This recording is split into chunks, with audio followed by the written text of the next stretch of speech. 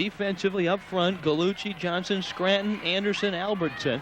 The Vikings with a couple of linebackers, and we'll talk about them in a second. Now a 3rd down and 8 for the Richland Bombers. Edwards play action. He's in trouble, scrambling and throwing.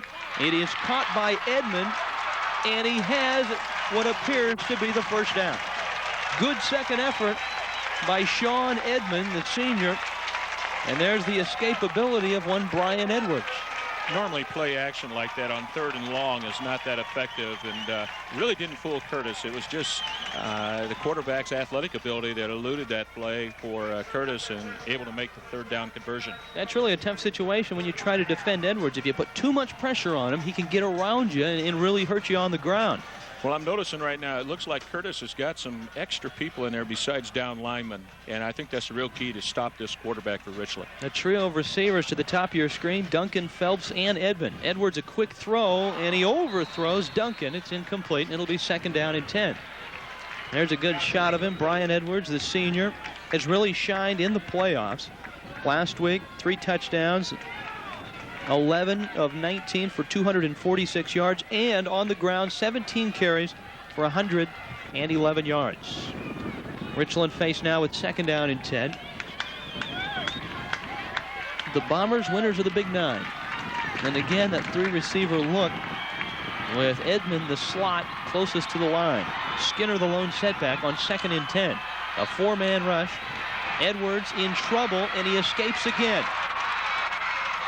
This is Phelps at the 15, and he's out of bounds at the 10. Tobin Phelps. Well, our viewers are going to have a lot of fun watching this game today, Rich. For people that have never seen Richland play, they'll think well, they were lucky. That's the kind of plays they run all year, and their receivers do a fantastic job of breaking off their patterns and reading Edwards. And Edwards, of course, you all have already seen in this short series of time, his elusiveness. Just an outstanding athlete, and a great play by Tobin Phelps to break off his pattern like that. Here again, you'll watch it, and Craig, it must be frustrating for Curtis as they had 4 men in, and they all almost had a shot at him. Well, yes, and I think the fatigue factor is going to really enter in this game on Curtis's defense's part. Well, they mark it just inside the 10. It's 1st and goal, and on the carry is Anthony Skinner. He'll get maybe a yard. Skinner plowing off right tackle. Here's the finish of that play, and it not only a great escape by Edwards, but a nice job by Phelps to find his way open. Again, as a viewer, if you could see the full shot, you'd be able to see that he broke off his pattern. It's difficult to show that, but just outstanding awareness on the receiver's part. And, of course, you'll see this on Richland's offense all day. Now 2nd and goal from the Curtis 8-yard line. Edwards, he can keep it. He will. And he's down to the 2. Normally, Richland, after they run a dive back, they have a real tendency to come back on the second play with Edwards running the ball. Fake the dive or just run the full sprint out like they did on that play. And I'm sure the Curtis coaching staff's aware of that. Edwards, again, he's a load as a running back in addition to his throwing ability. Edwards is running out of room on that helmet, the decals you get for a big play, a touchdown. He's involved in a lot of touchdowns this year. 29 through the air, 15 on the ground. And now he's faced with 3rd down and goal from the 2. A fumble, and Curtis has it. Curtis has recovered. Edwards fumbled. And it's Brian Smith, the senior middle linebacker, who comes up with a huge turnover early on. Brian Smith is the type of athlete that I think many colleges are going to be after also. Here you can see the play on the replay. Just a fumbled exchange, a nightmare for a coach. Hard to believe those things occur at this time of the year, but they do happen. But Brian Smith, a heck of a football player, in addition to being a good fullback. Well, the man to watch offensively for the Curtis Vikings, Signer Mobley. In the backfield along with fullback Brian Smith. And from their own 2-yard line, Mobley gets it. First time out, and he's got some daylight to go. Mobley up the left side. He's to the 20. It's a foot race. Mobley, is he inbound still? Yes. Signer Mobley is going to go all the way. 98 yards. And Curtis on the first play from scrimmage A 98-yard run from Signer Mobley. The Richland coaching staff thought maybe that Mobley had stepped out of bounds. And let's watch him really tightrope, Craig, the near sideline. Well, it's just a simple lead play here, and Richland, who plays a very aggressive defense here, missed him. Now it's just a foot race. And, of course, this is the reason why so many people consider Mobley one of the finest athletes in the state.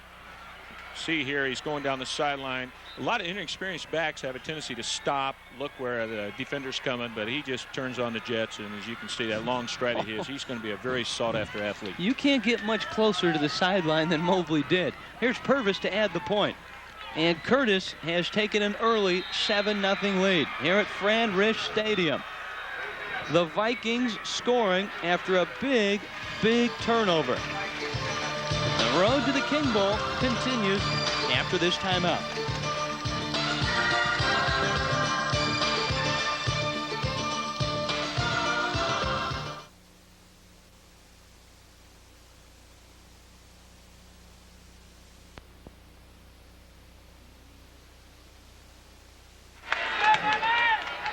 Signer Mobley has taken the air out of the Bomber Bowl. 98 yards, and his touchdown has put Curtis on top 7-0. Very similar to what happened last week against this Richland team against Meade of Spokane.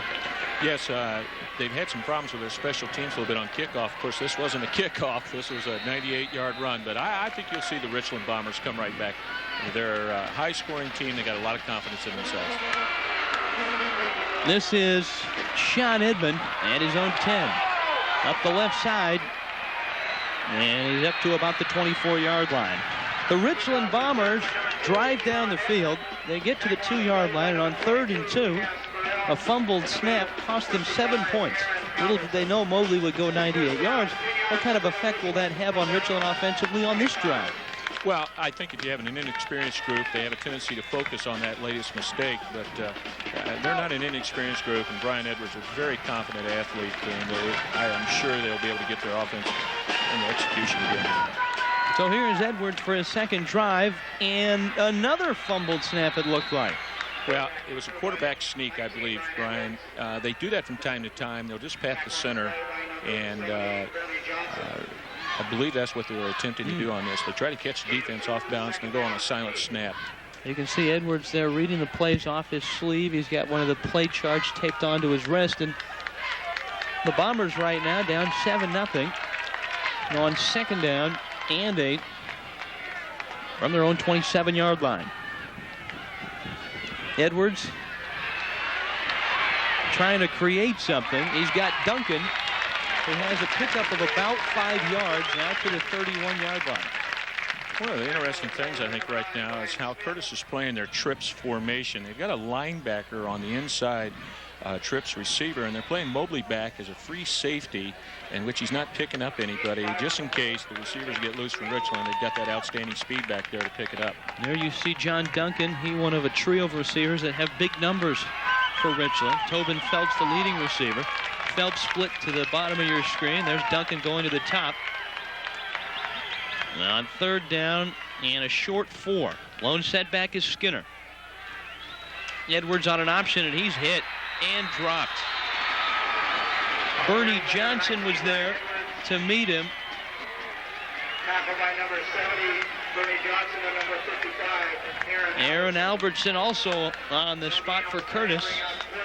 When you see a play like that, Rich, it doesn't look much like to the fans, but that shows that the Curtis coaching staff have really done an outstanding job in scouting, because that's one of the favorite plays of Richland on short yardage. Fake the dive and then had Edwards run behind it. Craig, I Curtis think was ready for it. I think that's a matchup that a lot of people have overlooked, in a sense that they talk about Curtis's defensive secondary having to stop the pass. That here you see the punt. Mobley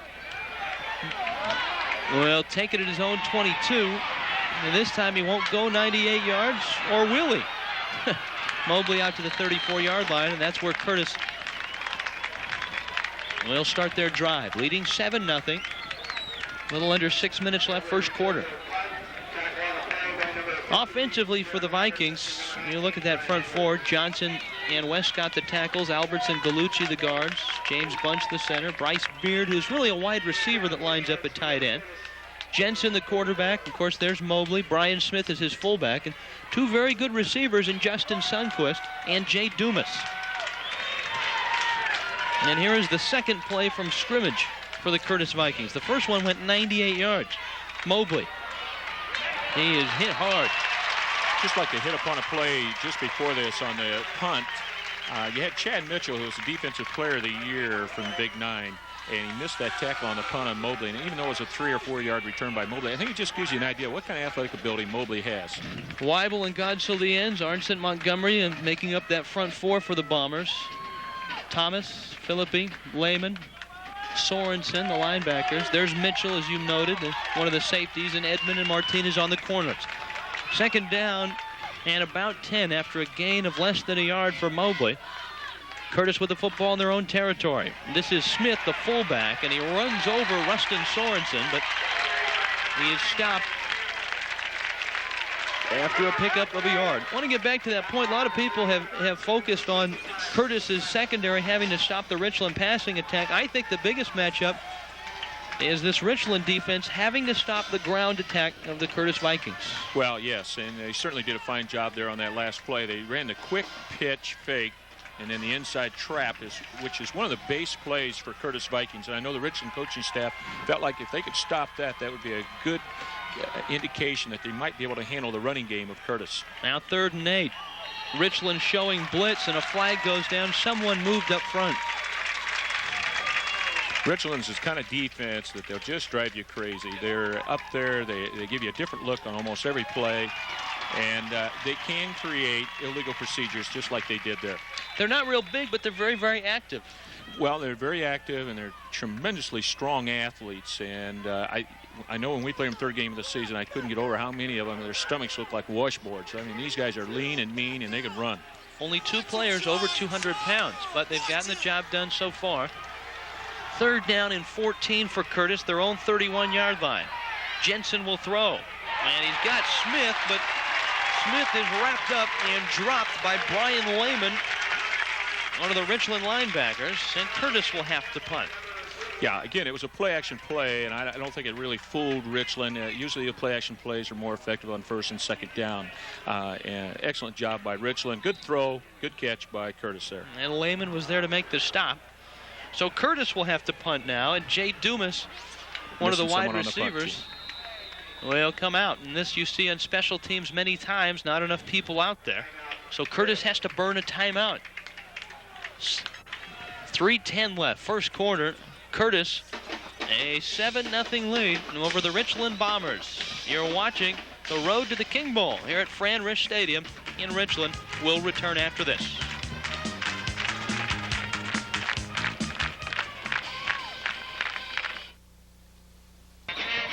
Back at Fran Risch Stadium, Signer Mobley's 98-yard touchdown run.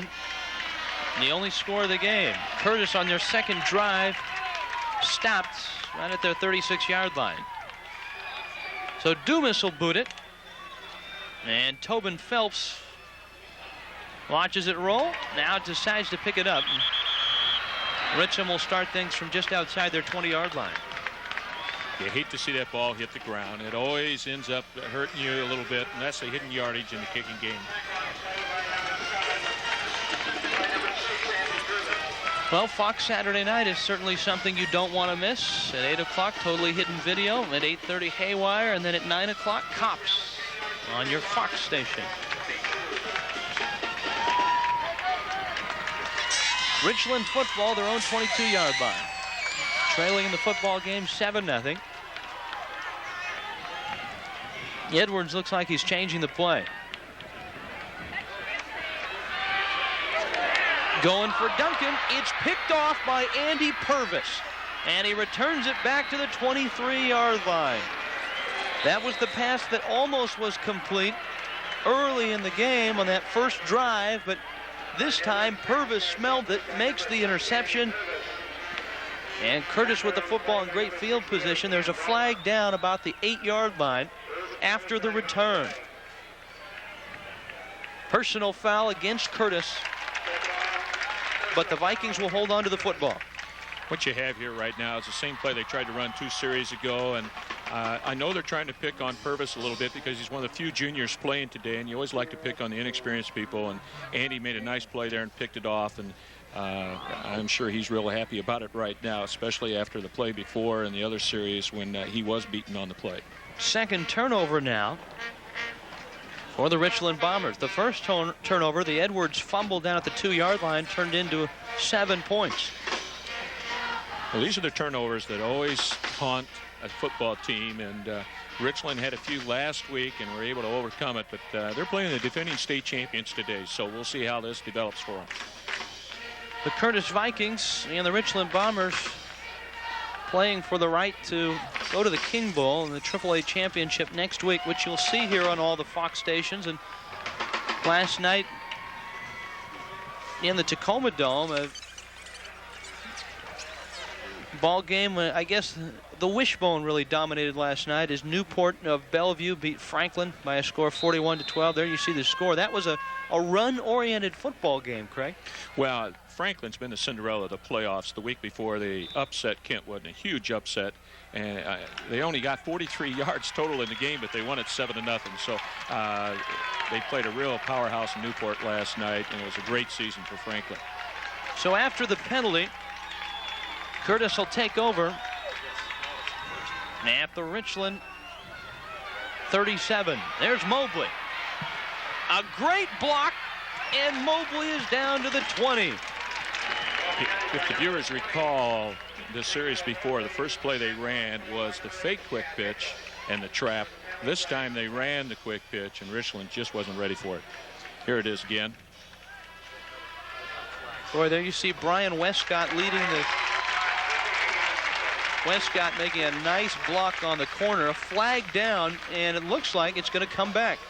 Yes, I didn't see it till right there on the replay there, and it looks like it's clipping or blocking below the waist. Can't tell right now. Haven't seen the signal yet. Well, let's watch it again, see if we can see.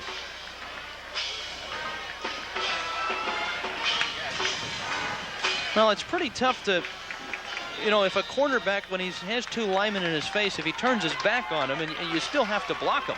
Yeah, I think what's amazing about high school football as compared to college and NFL, well, I'll come back to this point in a minute, Rich. And now looking at 1st down and 30 now is Curtis at the Richland 43. Jensen doing some scrambling of his own. A great catch by Jay Dumas at the 10-yard line. And that is good enough on a 33-yard pickup for the 1st down. Well, it's like watching a mirror copy of the way Edwards plays for Richland. Just an excellent play by Brian Jensen here as he rolls out. Richland doesn't have outside contain on it right now. Goes a great pass right here, fairly well covered, and just a heck of an athletic performance there by that Jay Dumas. Just a great catch, and of course Richland right now really needs to suck it up here tough. Their defense is going to play very tough. Curtis can get a 1st down, 1st and 10 just outside the Richland 10-yard line. Mobley, nothing doing up the middle. Randall Montgomery the first there to get him. Montgomery the senior at 205 pounds, and it will be 2nd down. That was a slow developing play, and normally you don't run slow developing plays in goal line offense just simply because most teams will have some kind of a penetrating gap style defense, and that was very successful for Richland. Didn't work out too well for Curtis on that play, Rich. 2nd and 11, loss of a yard by Mobley. You see Smith in the slot there. Mobley the lone setback. Now on 2nd and 11, Jensen will throw it, and it's deflected. He was hit pretty hard as he delivered that football. Didn't have a real chance to deliver it. Yes, they tried to run a pick play out here on the wide side here, and they had, I believe, Smith, the big fullback out here. He was simply a decoy. He was trying to run a pick for the outside receiver, and it's a play that you see a lot on all levels of football. Jensen in the win over South Kitsap, the 46-21 win, had a good day. There you see, very proficient, 3 touchdowns, just 1 interception, almost 300 yards. And he has the Vikings right now on the Richland doorstep down to the 11-yard line, but faced with 3rd down and 11. A minute left, 1st quarter. Curtis on top, 7-0. Dumas in motion. Jensen in trouble. Almost intercepted. Joe Thomas, the senior linebacker, had not one, not two, but 3 opportunities to intercept that football.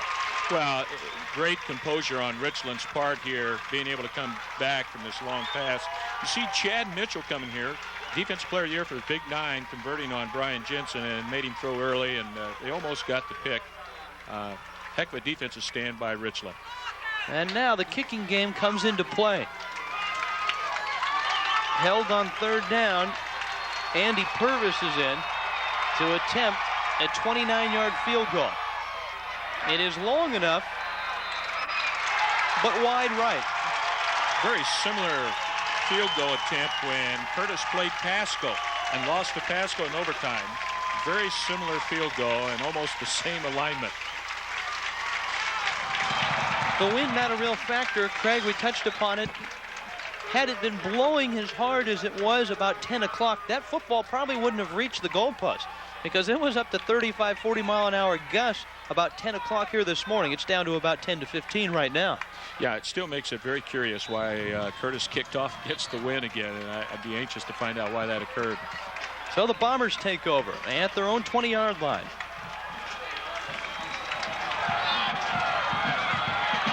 Trailing 7-0. Final moments, first quarter. Anthony Skinner stopped by Don Cole, the monster back. Bernie Johnson also there on the stop for Curtis. Of Tacoma, a bus ride over this morning, a 6:30, well, not, I guess a 5:30 wake-up call, and the Vikings hopped on their bus and headed over 6:30 this morning, got in here about 11:30, gave them a chance to take a look at the Bomber Bowl, Frank Rich Stadium. This probably, barring an incompletion, will be the last play of the first quarter. On 2nd and 10, Edwards. He's best when he scrambles. Phelps. He could go, Tobin Phelps, all the way down to the 16-yard line. And what a way to end the first quarter. Brian Edwards to Tobin Phelps. Here it is again. Yeah, this is what Edwards has been doing all year. He has this great ability to see things and pick up things and run full speed. And, of course, pick up Phelps. And Phelps all year has done exactly that. Broken off his pattern. It's just like the two have this mental telepathy between each other. They just, it's outstanding offensive football. So the Richland Bombers trailing, but with great field position. Second quarter after this.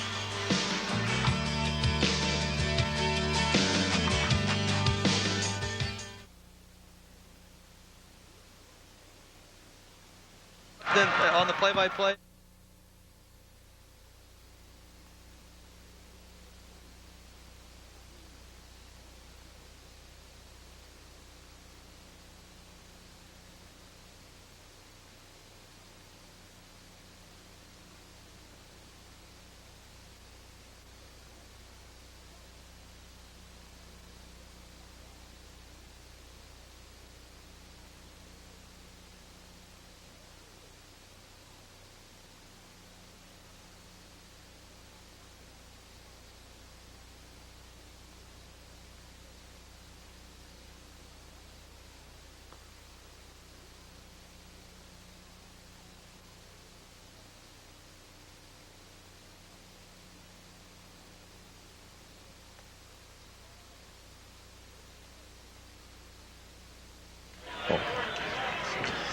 It has been a game of big plays so far, Craig. Even though the score doesn't indicate that, we've seen some wild ones. Both teams have moved up and down the field, but only 7 points to show.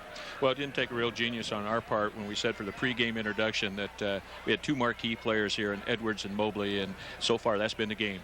Brian Edwards has been intercepted and actually fumbled, the turnover that led to the Curtis touchdown, but at times, and as I mentioned, he's at his best when he scrambles. At times he's been brilliant, and this is one of those times. Well, yes, and this is what he's done all season, and it just drives you crazy as a defensive coach. In fact, when we played him, we tried to play running backs and DBs as down linemen. We just didn't think with a conventional defense that you can control him. And I think Curtis is going to find out that they're going to have to do some changes here to keep Edwards under control, because he's most dangerous when he's on the flanks. And now Edwards down to the Curtis 15-yard line. Bryan, a senior. Nice catch by Edmond, but he paid for it. And there'll be no gain on the play. Richland faced now with second down in about 10. Yeah, it was, I thought, an excellent call on the Richland staff's part. The only problem was that Curtis played a little bit different defense on that. Play action on first down is always excellent, especially after you've been running that play the last couple of times on first down. Chad Mitchell has come into the football game. There you see him at the bottom of your screen, number 8. He is slotted in that 3-receiver set. Skinner is the lone setback. Second down after a gain of 1 and 9. This is Skinner. And he's close to the end zone, down to the 1-yard line. Normally when they bring Mitchell in at tight end, it's a real tendency on Richland's part to either run the option or the sprint draw like they did right there. And heck of a run, great blocking up front, and it really caught Curtis off guard. They'll mark it at the 2. And here is Anthony Skinner again. Yeah, this is a sprint draw, just action out to the right, make it look like the sprint out pass, and of course people run right by the ball carrier. And especially when you have a quarterback as mobile as Edwards, that really helps in that play action series and that sprint draw series. Great companion play. Richland has been here before and fumbled. This time, Edwards stopped back at the 6. A great play by Grant Anderton, the junior at 225 pounds. Anderton, that big number 78 in your screen there, chased Edwards down. That doesn't happen too often. No, normally you don't go run.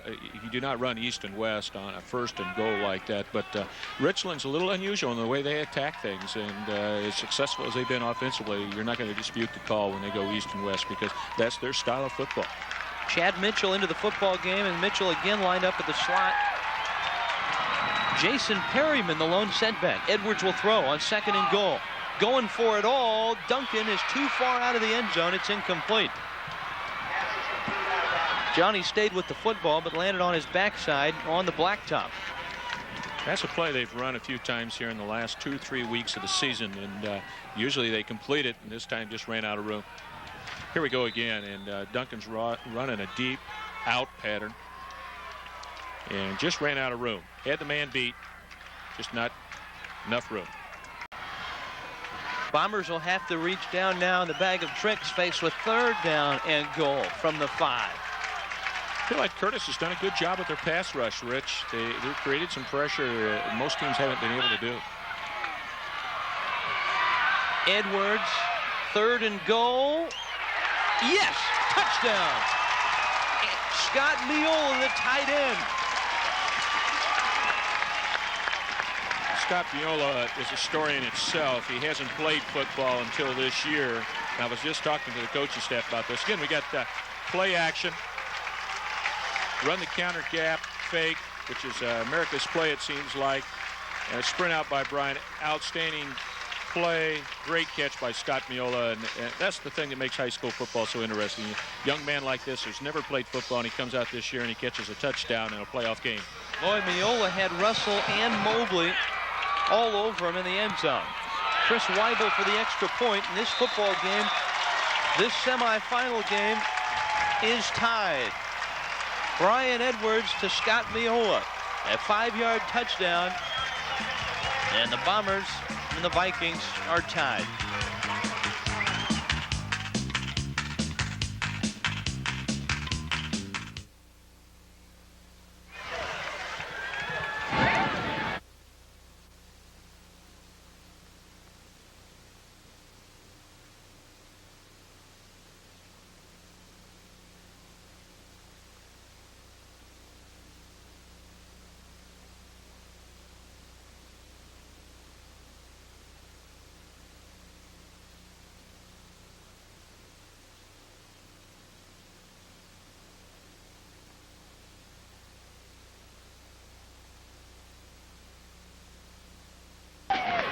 Craig, one thing that makes Richland so very tough is the depth they have in their receiving core. You talk about Tobin Phelps and John Duncan and Chad Mitchell and Edmond But it was Scott Miola who hauled in that touchdown catch, and only 7 catches on the regular season, and he makes an awful big one here in the semifinals. Yes, when people talk about balance, they always talk about running and passing, right? I think sometimes you can look at balance from a strict passing team like Richland. The fact that they throw to so many receivers in itself is a balance. Weibel will keep it on the ground, and it's Terry Russell who recovers it for Curtis. Vikings will start at their 27-yard line. Yeah, they kicked that on the ground out of respect for Mobley and some of the speed they have back there, and it ended up being a good break for Richland, the fact that the kid fell on the ball and didn't pick it up and run with it. Vikings offensively now. Brian Jensen. There you see the Richland coaching staff. Jensen and the Vikings will start it from their own 27-yard line. We're tied at 7. 9:40 left, second quarter. This is the fullback, Brian Smith. And he has maybe a yard.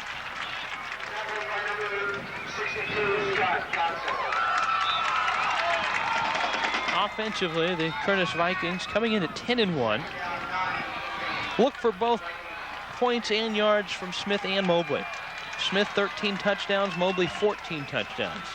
It is Mobley the lone setback right now, and Smith as a wide receiver to the top of your screen. Mobley on a draw. And a great job by Randall Montgomery to just hold on. He couldn't bring Mobley down, but Montgomery got a hold, and he waited for help, and it came.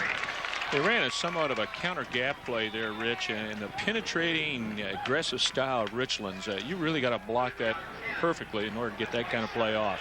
Misdirection's difficult to run against the Bomber defense. 3rd down and 10. Vikings from their own 27. Mobley still on his feet, but not enough for the first down. Rustin Sorensen along with Joe Thomas there to make the stop. Excellent recognition part on Chad Mitchell, number 8, the free safety. That was a play I saw the Richland players working on during pregame, and a great job of scouting here. Just a swing pass to Mobley, try to get everybody spread out one-on-one. Mitchell doesn't make the play, but he slows him down enough where the pursuit caught up. Excellent recognition on Richland's part. Good job of scouting by the Richland coaching staff. Tobin Phelps is deep for the Richland Bombers. This is Jay Dumas. Not a good punt at all. This is the kicking game we talk about on the high school level. And with the weather we've had, Rich, it'd be real interesting to see how much the punting, how much the kickers have been able to do this week with the wind over on the west side and the east side this week. Well, on the west side of the state, a lot of the playoff games, thankfully, especially last night, played indoors at the Tacoma Dome, and some of them played out in the elements. And of course, the King Dome will house the King Bowl. We're tied midway through this second quarter. Brian Edwards has been very creative so far, and he has good field position out to his own 43-yard line to start this drive. Anthony Skinner back to the original line of scrimmage. That was a sprint draw again, and as we said earlier, Rich, it's been a good call for Richland on 2nd and 3rd down, particularly when they ran it down there in the goal line territory in 2nd and 3rd. They've been running on 1st down today. Normally they haven't done that during the season, so they must have spotted something in Curtis's defense for calling that play on 1st down. 2nd, a long 9, call it 10. Blitz coming.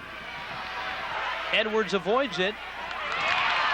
Duncan was there, but couldn't come back far enough to make the catch. And it's 3rd down and 10.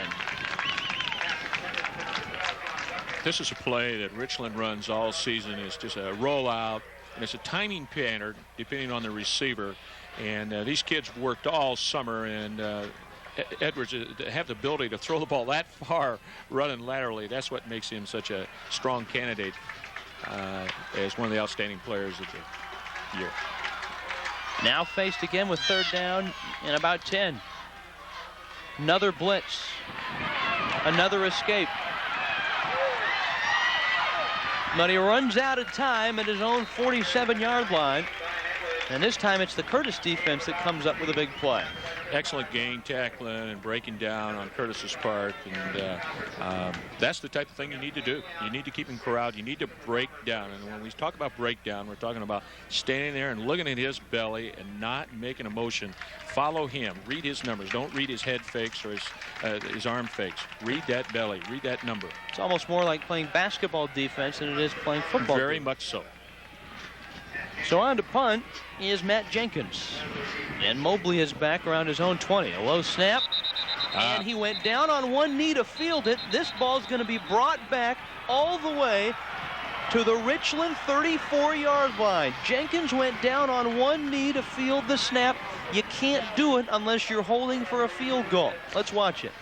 Yes, Jenkins hasn't had a lot of punts this year, so maybe you can excuse him from that standpoint. And this is just a critical mistake on special teams' part. And great field position for Curtis. Jenkins has only punted 17 times for the whole year prior to the playoffs. Vikings now 1st and 10 from the Richland 34-yard line.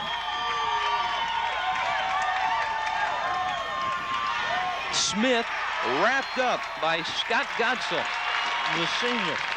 Gotzel getting through quickly. Here's a guy who's only 176 pounds, Gotzel is, and he slips through a pretty big offensive line to make the tackle. Yes, again, a slow developing play, and I don't think those kind of plays, misdirection, slow developing, are going to work very well against Richland unless they're going to try to set up the play action off of it, which I'm sure they are. 5.5 minutes left, second quarter, 7-7, Richland and Curtis. Second down, and actually a loss of a yard, so it's 2nd and 11 from the Richland 35. This time Jensen will keep it. Close to the first down, he's out at the 24-yard line. Brian Jensen, the junior, 170 pounds. Jensen's 5'10". First down, Rich, and what they ran was the exact mirror play that they ran before, in which they had to run, and then, of course, they ran the play action off of it. So Curtis' coaching staff was trying to set them up with it, and they did an excellent job of it. It is good enough for the first down. So the Vikings now with the wind at their backs. 1st and 10. About a 10-mile-an-hour wind right now here at the Bomber Bowl, Frank Risch Stadium in Richland. Curtis on the move. Mobley. And he almost breaks it. A pickup of about 7 yards. Yeah, that's a real simple play here. It's just a basic goal line type play. Lead block with Smith, the fullback. And I think this play really indicates the kind of strength that Mobley has. He got hit there very well, and he just kept going with the ball. And I believe he got about a 6-yard gain out of it. Second down and a long 3. Ball at the Bomber 16-yard line. On a quick pop, it's Smith who is stopped at the 14. He's close to the first down. Chad Mitchell, the senior safety, there to make the stop. Yeah, Mitchell is one of those kids that can come from that free safety position in high school football and make that kind of play, which is so unusual, even on the collegiate level. I happened to be watching Mobley on that play, Rich, and he barely had his hand down, and him going both ways, getting up at 5:30 this morning and so on. He looks like a tired young man right now. And a lot of times the adrenaline and the emotion of the playoffs can sap you early on in a contest. Although Mobley has been in big ball games before. Obviously the King Bowl champs last year. Curtis hoping to get back to the King Bowl and defend that title. And Richland trying to get there and face a Newport team that ran the wishbone last night and has run it over just about everyone they've faced this year. Curtis is that short of the first down.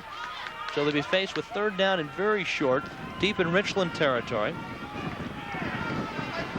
Might not be a bad play to gamble on, because you've got the great fullback and the strength, of course, of Mobley, too, that could gamble on this play. See what happens here. So rather than go for the first down, maybe play action? I think so. It could be. We'll see. I hear that the coach, Bob Lucy, is a real gambler. No. Well, Smith, a good investment, has the first down. And Curtis will move the chains and keep this drive alive. Both teams have been able to move the football up and down the field. Turnovers have hurt the Richland Bombers. They have turned it over twice, an interception and a fumble.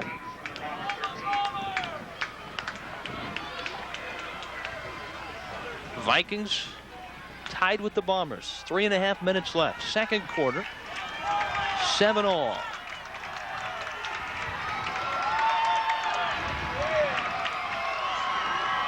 Jensen on 1st and 10. That's Dumas in motion. Smith. That's tough yardage. Just short of the 10-yard line. Pickup of maybe 3. Notice that the Curtis coaching staff took Mobley out on that play, and they must have seen what we have seen up here, that he's a tired young man. Gave him a drink of water on the side. Now they brought him right back. Wouldn't be surprised they'd go to him on this play, maybe. Clock is under 3 minutes now. And there's time running down in the second quarter. 2nd and 7 from the Richland 10. And that's Bryce Beard in motion. Got motion. Somebody moved. The pitch is fumbled. And I think the Bombers have it. Or did Mobley get it back? Mobley got it back. Somehow, under the pile, Mobley got it back. Craig, I thought there was motion on the far side of the line. Yes, there was. The wide receiver went down while the other man was in motion here. This is a speed option. I think you could see by Mobley's reactions that he's a tired young man. I think with a little bit more rest, he would have caught that. That wasn't a bad pitch. I like the call, by the way, because it was man coverage by Richland. Just a poor exchange on Mobley's part. Now faced with 3rd down and 9. Jensen in trouble. Incomplete. He had 3 men in the area. And it looks like the Vikings are going to try to kick a field goal. Again, play action. I really don't think you fool a lot of people on 3rd and long like what they ran here. And the outside linebacker was just waiting on Jensen. Jensen's athletic ability was able to elude him, but well covered by Richland. They weren't fooled by the play action at all.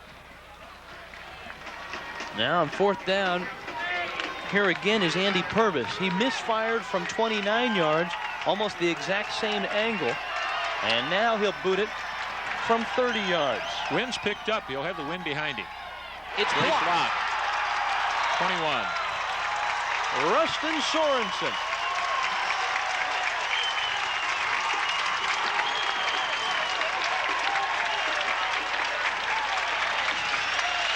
Rustin Sorensen breaking through, and it looked like he got the hand on the football. And twice now the Vikings unable on field goal opportunities to convert. Here we go. Rustin Sorensen, an outstanding football player, like a lot of these young men for Richland and Curtis, and just came in, extended himself, made a great play. That's a live ball, by the way, and a lot of people forget about that. So here is Edwards and company taking over. And Sean Edmond, or rather Tobin Phelps, out to the 29-yard line. A pretty good pickup on 1st down. Yeah, I think they're trying to set up the chair pattern where the receiver runs the out and goes upfield. Let's see what happens here. 1.5 left, clock running, so going without a huddle is Richland. This is Duncan, and he scampers out of bounds, stopping the clock and getting the 1st down. Very well orchestrated here by Richland. Quick passing game, 3 steps by Edwards, throw the out pattern, get out of bounds, save time on the clock with 1:20 left. Bombers at their own 35-yard line. The clock is stopped, 1:20 left.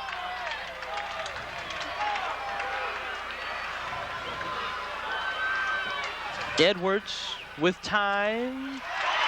Nice catch by Phelps. And the 1st down will stop the clock. And Richland will hustle to the line of scrimmage with 1:14 left as they have reached midfield. 7-7, Curtis and Richland, waning moments, second quarter. If they give Phelps one-on-one coverage and they give Edwards that kind of time, they are so talented they can do that all day. And if the weather stays good, they will do it all day. Now Curtis calls timeout. We'll watch this Edwards completion. Yeah, I think you can see the strength of Brian Edwards here. Last year he threw a baseball on the baseball team about 88 miles per hour, and he's gained about 10 pounds of muscle this year, so he's going to be an outstanding high school pitcher. And I know the baseball coach, who happens to be the offense coordinator for the football team here, thinks he'll be throwing in the 90-mile-an-hour area sometime this spring. I guess the biggest question, though, is Edwards big enough for major college football? He's 5'11", about 195 pounds. Well, I think if people stretch their minds like the Richland coaching staff did, they were creative, and my hat's off to them, because they have allowed this young man to play up to his potential with his athletic ability of rolling out left and right. And I think if people get away from the standard 6'5" quarterback standing up and throwing in the pocket, yes, I think he can play major college football. And that's why Oregon and several other Pac-10 schools are here today. He certainly has shown it through the regular season and through the playoffs, and here today in the first 2 quarters of this semifinal game. And Edwards now has driven the Bombers to midfield. Curtis and Richland tied at 7 with 1:14 left in the first half. Edwards again. This is Phelps. And he's out at the 32-yard line. Terry Russell on the coverage fell down. And for a moment, it looked like Phelps might have clear sailing all the way. Well, it's what we just said earlier, Rich. If they give one-on-one coverage to Tobin Phelps, and Edwards has that kind of time, they're going to have a field day. 1 minute, 8 seconds left.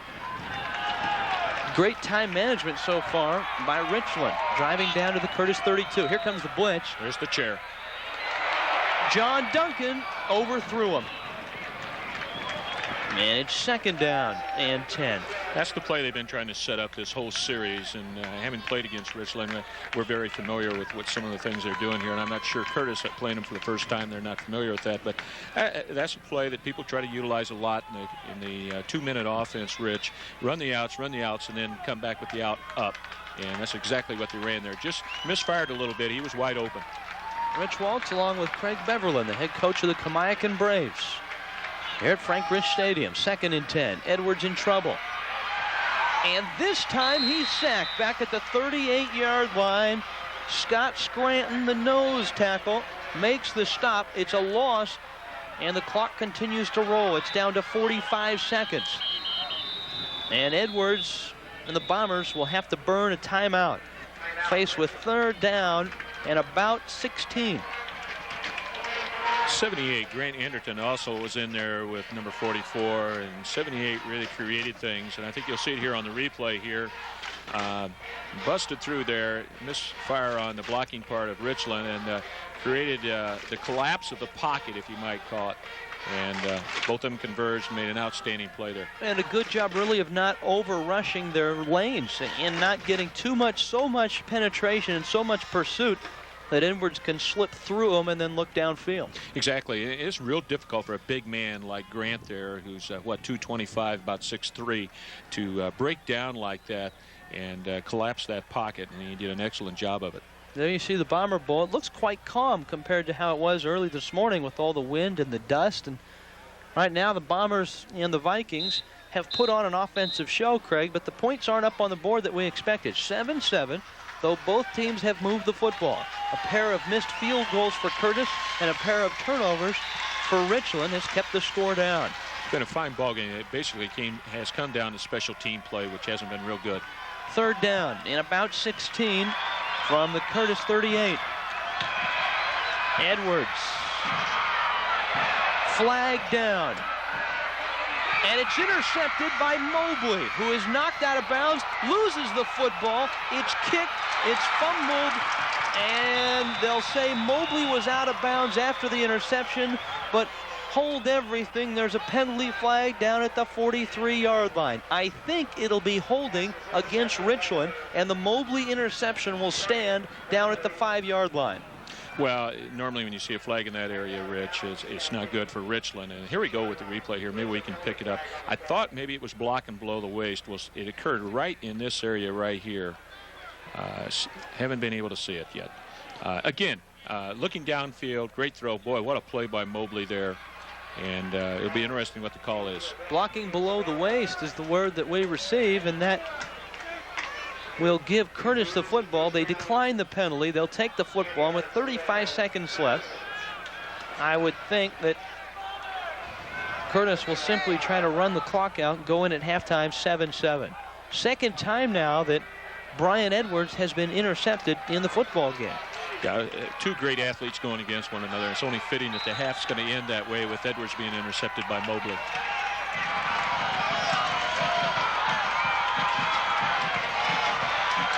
Now Jensen will simply go down to one knee, and this first half has come to a close.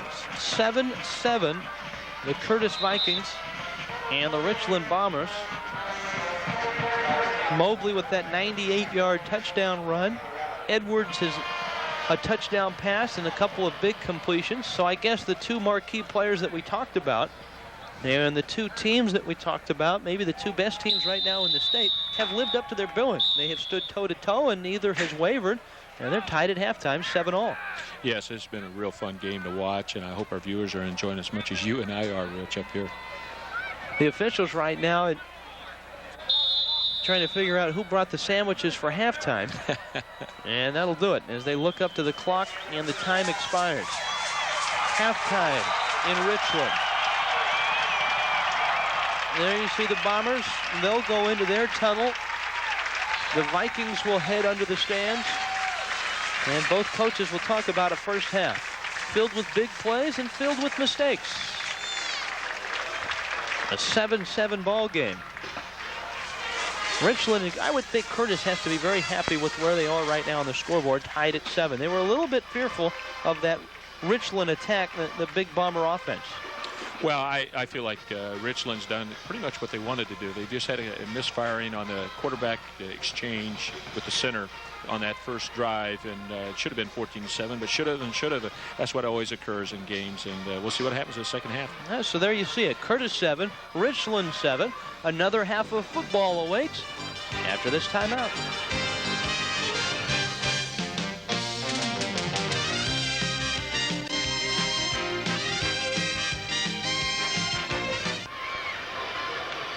Back with Craig Beverland, I'm Rich Waltz. Halftime, the semifinal game here in Richland. The winner of this game will take on Newport next week in the AAA championship in the King Bowl in the Kingdome in Seattle. Curtis 7, Richland 7. Craig, have you been surprised by this first half? Anything stand out to you? No, I think it's pretty much what we decided, what we thought we'd see, that Mobley and Edwards would be the marquee players and that there'd be a lot of speed, be a lot of quickness, and be some good runs on Curtis's part, and be outstanding passing on Richland's part, and that's exactly what we've seen this first half. Travel schedule very tough for Curtis. They drove over here this morning about a 6:30 start away from their Tacoma campus. Does that have any factor in this football game, having to travel and play on the same day? Well, I think so. I think if I was in their position, I certainly would have come over here the night before, but I don't know what their situation is with their philosophy, with their administration, and so on. I think the second half might be a telling factor in regards to what you just brought up, Rich, that fatigue factor and getting up that early in the morning. Well, we've got some plays to look at, some numbers to think about, but we'll do it after this timeout.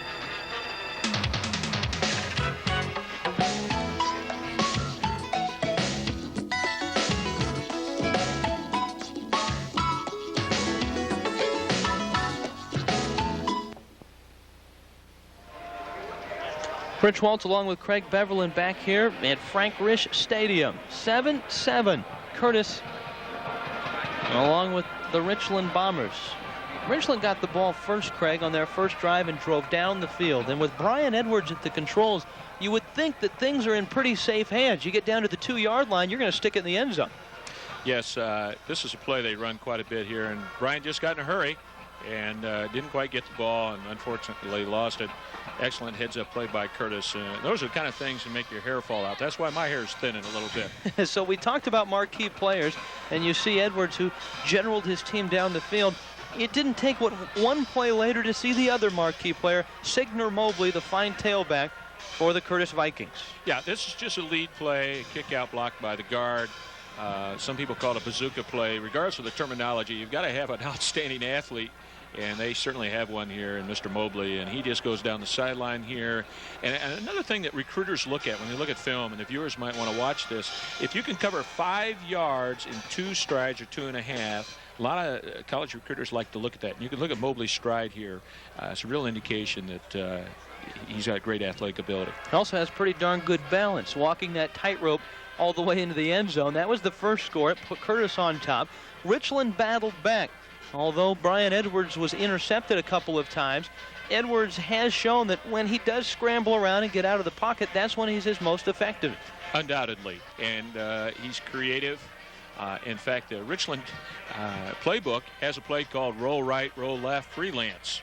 And I don't know if they use quite the words freelance, but what they're trying to do is not allow him to just stay in the pocket and throw, but have the ability to throw it too. And here we go. Here in the pocket he throws, and this one of the 2 interceptions, a great athletic play by Andy Purvis. Yes, and Andy's a former Kennewick kid, I might add. He was in our school district. His dad moved to the Tacoma district to be an administrator, and heck of a play by Andy. And I know the Richland coaching staff wanted to go towards Andy because he was a junior. And unfortunately, Purvis later on that drive would miss a 29-yard field goal. He would also miss from 30. So 2 missed field goals by the Curtis team, and 2 turnovers, actually 3 turnovers, 2 interceptions and a fumble by this Richland Bomber Club. That really has kept the score at 7-all. Yes. Right. And I know Andy feels badly about it, and I'm sure he'll come back this second half and do an outstanding job in that area. Now it is halftime here at the AAA semifinal. Vikings and Bombers, 7-all.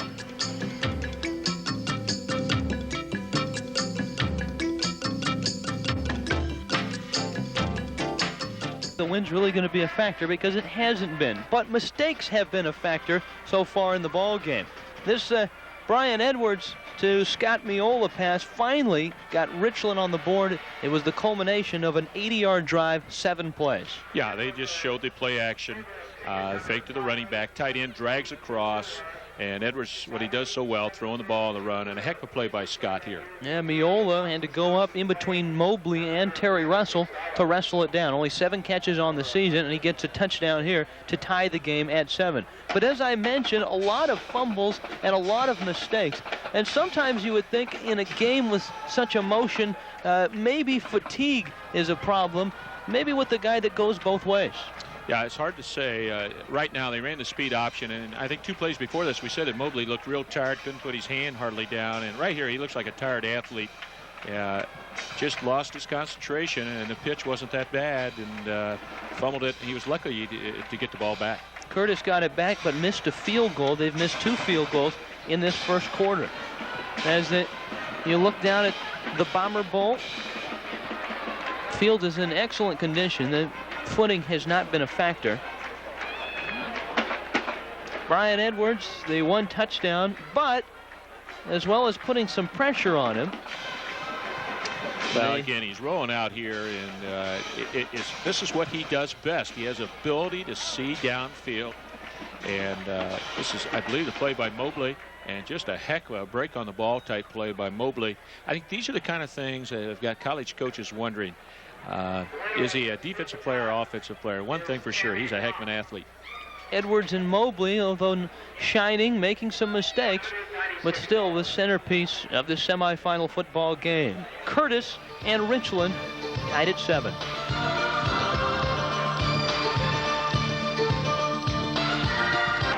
Back with Craig Beverland. I'm Rich Schwartz in the Tri-Cities. Frank Risch Stadium here in Richland. The Bombers and the Vikings. The winner goes to the King Bowl. And here, I guess in a capsule, is the first half. Curtis dominating on the ground. Richland through the air. That's really not a surprise. Turnovers, though, a surprise. And Richland has committed 3 of them. Yes, Rich, and I think you can see there by the stats there, the time of possession is a real key point. And if Richland maintains this pace right now, if they get the turnovers down, they'll average exactly what they've been averaging all year, and that's right around 400 yards a game. Richland will try to hold on to the football. And in the second half, Curtis will try desperately to convert on some of those opportunities. 2 missed field goals and 3 turnovers, the story of the first half. We'll have the second half kickoff for you after a timeout.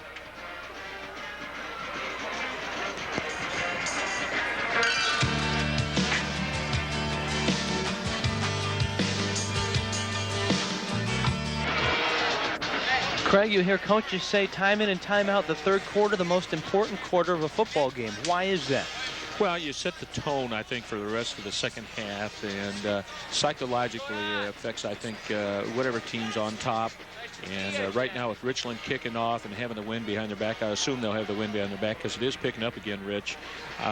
If they hold them defensively, it just gets yourself on a roll. And, of course, conversely, if Curtis can get the ball rolling offensively, I think it gives them some confidence for the rest of the half. There you see the captains for the Curtis Vikings, Singer Mobley, coming out, leading the charge. You made an interesting point when we were away at break. We looked at the 157 yards that Curtis had rushing in the first half, and it's an impressive number. But you said, remember, 98 of those yards came on Mobley's first run of the day in that long touchdown run. Yeah, you know, this sounds strange, but I think sometimes coaches would not like to score right away in the game because you almost get a tone or a feeling on the sidelines. Well, this is going to be easy. First play, we run 98 yards for a touchdown, and then you get almost lackadaisical mentally. And maybe that's what's happened to Curtis. Regardless, if I was a Richland coaching staff, I'd be talking about, hey, they got one play for 98 yards, and then we've bottled them up since. All right, Craig, we've waited all day for it. Finally, the wind is starting to become a factor. It is starting to kick up. How will that affect either team? Will it affect Richland more so than Curtis? Well, definitely. As we said earlier, I think the passing game will affect them on that. The wind here, the way it's swirling right now, and the flag being still, and then the next minute swirling, it will really play games with that football. And, of course, as you saw in the stats, Richland has almost a non-existent running game. The Bombers will kick off to start this second half. And the Vikings will get the football. Richland did a pretty good job in their kickoffs early in the first half of kicking it away from Singer Mobley. I find this interesting here, too. They're going to kick against the wind, but, of course, I think we all know that Richland's going to kick on the ground, so they feel like it's not going to affect them that much. And since they're going to be on defense starting off third quarter, this ensures them of having the wind, if the wind picks up again, for the fourth quarter. So the Bombers will go into the wind in the third quarter and have it at their backs in the fourth quarter. That's Chris Weibel sent to kick. There is Singer Mobley, number 20, and Jay Dumas back to receive. And an enthusiastic crowd here in the Bomber Bowl awaits the start of the second half. Dumas gives to Mobley. And he looks for daylight up the left sideline. Brings it out to the 39-yard line. And that's where the Vikings will start it, 1st and 10, first drive, third quarter, tied at 7 with the Richland Bombers. Ran a reverse on that kickoff, Rich, and I don't think it really fooled Richland. It was just the athletic ability of Mobley that was able to elude some of the tacklers. Maybe more so just get the ball in Mobley's hand rather than a misdirection reverse. Exactly. There's been some talk that maybe Curtis does too many gadget plays, and you've got two great athletes in the backfield. Just run the ball. We'll see what they're going to do. They'll mark it at the 37-yard line. The Vikings have it 1st and 10. Brian Jensen, the junior quarterback. Mobley in the backfield with Brian Smith. And a broken play. Jensen will lose 2 yards. As a coach, you just hate that. You talk about getting focused for the second half. We're going to get the football. Let's set the tone. Most important quarters are third quarter. And in the first play, you open up with a broken play. That just drives coaches crazy. 2nd down and 12. Jensen with a couple of talented receivers, top of your screen. Blitz coming. If Mobley can get outside, he'll have good yardage. And he's out to the 46-yard line. You gamble when you blitz like that, and if you don't get there and break the play up, you're vulnerable on the outside. Yes, and getting outside on Richland's a real key because they give you so many stunts and different looks up the middle. It's very difficult to block them. And I also think that maybe Richland's part of their scouting report is to take advantage a little bit of the inexperience at offensive center for Curtis. 3rd down and 2. Smith very close. Second time on short yardage that they ran the play with hardly any snap call at all. Hoping maybe to catch the Richland defense still shifting and still getting ready, and maybe they did. Yeah, exactly. And I think anytime you face a team like Richland that does so many stunts and moving around, you do not want to go on long snaps. You want to go on short snaps. First drive, second half. Curtis all the way out, 1st and 10 now, their own 48-yard line. Brian Jensen, 3 for 6 for 37 yards in that first half. Smith trying to get outside. He'll cut it back up, and he's got daylight. Flags are down, though, as is Smith at the 27-yard line. But this one is coming back.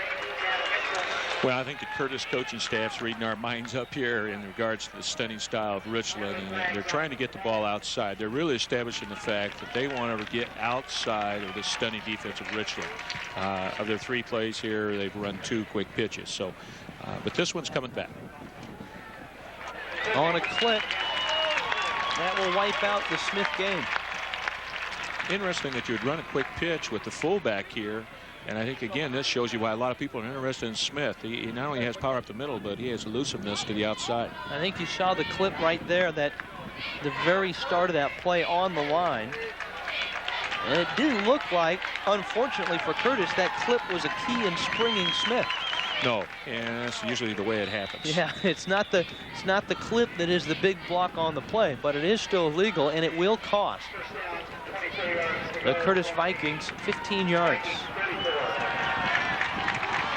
First down and about 24 yards. Got Mobley wide to the outside. Let's see if they try to run something outside over here to Mobley. A center screen to Dumas. He's got a convoy. And he's all the way into Richland territory, though he's still short of the first down. That's a play that WSU has popularized here in the last couple of years, bringing the wide receiver underneath. And, of course, everyone was keen on Mobley, just like we were up here. You can see in the replay here, number 2 coming underneath. Great middle screen. Excellent call by the Curtis coaching staff. And you can see the linebacking core for Richland really bid on that. They were over on the left side of the field. And a good set of blockers and a good tackle there by Sean Edmond coming up to make the stop. Short of the first down. It is 2nd down and 5 now after a 20-yard pickup by Dumas. That's Dumas in motion. Smith. Good block by Mobley. But a great play Joe Thomas. By Joe Thomas, the senior linebacker.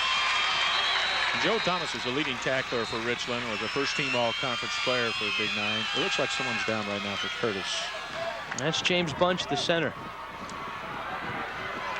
This could be a terrible injury for Curtis, because I know they were a little concerned with their offensive center play as far as inexperience, and they had a junior there. On some charts we have him down as a sophomore. We're not sure which, but there is Bunch down, and while he is down, we'll take a time to step aside. 7-7, 9.5 minutes left in the 3rd quarter, and we'll take this timeout.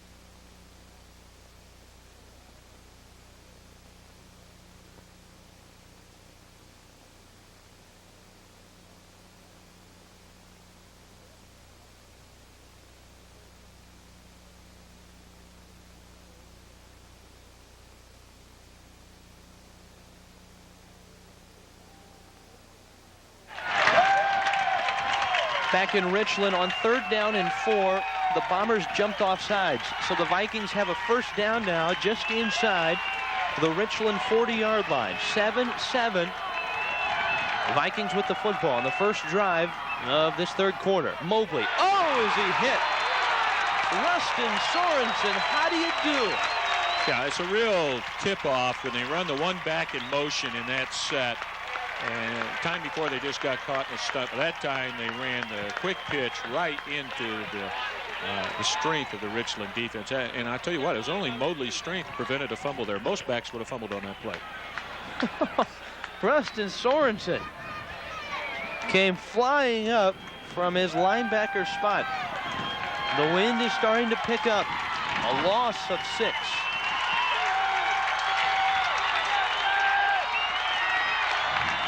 ball sitting at the Richland 45. Smith fumbles, but gets it back. And for the second time now on a pitch similar to that one, Curtis fumbles only to get it back. Mobley fumbled and got it back in the first half, and now Smith losing yardage but got the football back. Yeah, a good pitch again by Jensen, and I think again both backs are going both ways, and the fatigue factor might be entering right now. That should have been caught. There's no doubt about it. The Curtis coaching staff's making a strong commitment to getting outside Richland. Third down and 17.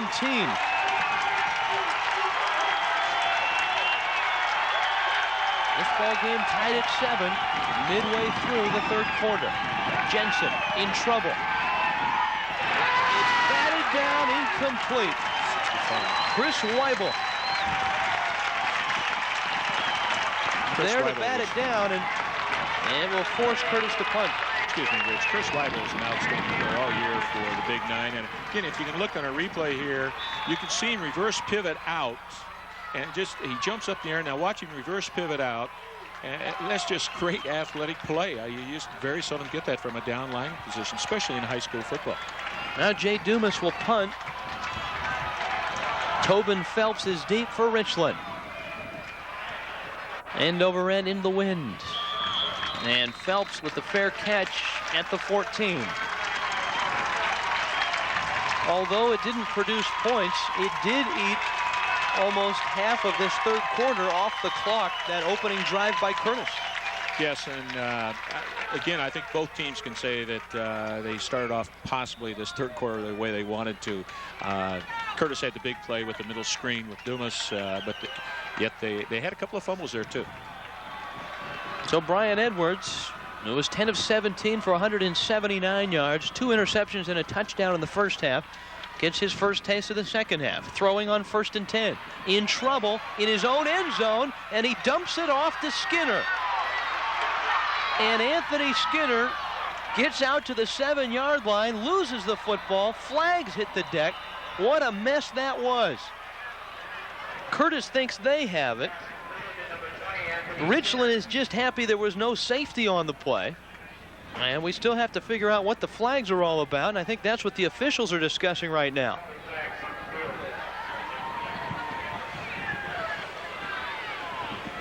That was a wild one. A nice job by Edwards, almost Flutie-esque to create and get out of the safety to Anthony Skinner, and he just flat ran out of gas at about the 7-yard line. Yeah, he was one block from really breaking a big one, and Curtis's pursuit and their team's speed was able to overcome the creativity of Brian Edwards there. Blocking below the waist against Richland. And if you can follow as the Bombers rumble, bumble, and stumble through this one. Well, these are the things Brian Edwards, again, I keep saying I've been redundant all game about this, but he's just amazing. He just keeps creating things like this. He has the ability to see things as he's running. Great vision, something you can't coach. Right here, you'll see the play coming up right here in the bottom half of the screen there. And you'll see the block below the waist by number 12 right here. Skinner down at the 7, and the Bombers are going to lose even more than that. Half the distance to the goal. That play is going to cost a whopping 12 yards, and that you have an economy of yards when you're inside your 20 to begin with, and this will back it up all the way down inside the 3-yard line. First down, and about 23 yards to go for a first down. Edwards going to keep it, and he's got some room. Out to the 10-yard line. A lot of people would call that an option play, but that's a predetermined play. And what we mean by a predetermined play, meaning Edwards knew exactly where he was going to go. He wasn't reading the defense based on how the tackle was playing or whatever. And you can see the fake here. He is running all the way. And, of course, with his athletic ability, this is an excellent play call by the Richland coaching staff. And this part of the field, you don't want to risk an exchange on a handoff or a pitch on an option, and just let Edwards keep it and avoid the fumble. Well, I'd say for most teams, yes, Rich, but Richland, you never know. They're a very creative team. Bombers now at their own 11-yard line, faced with 2nd down and 12.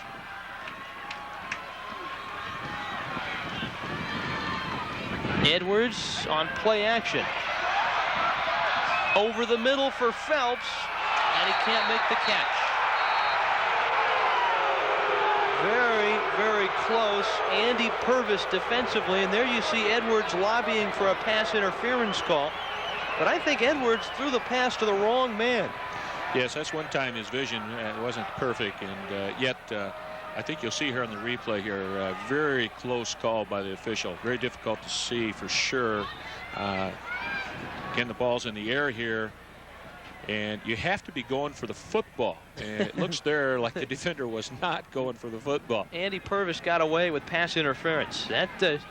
You're right, he was not going for the football. He had Phelps wrapped up, signed, sealed, and delivered. 3rd down and 12 now.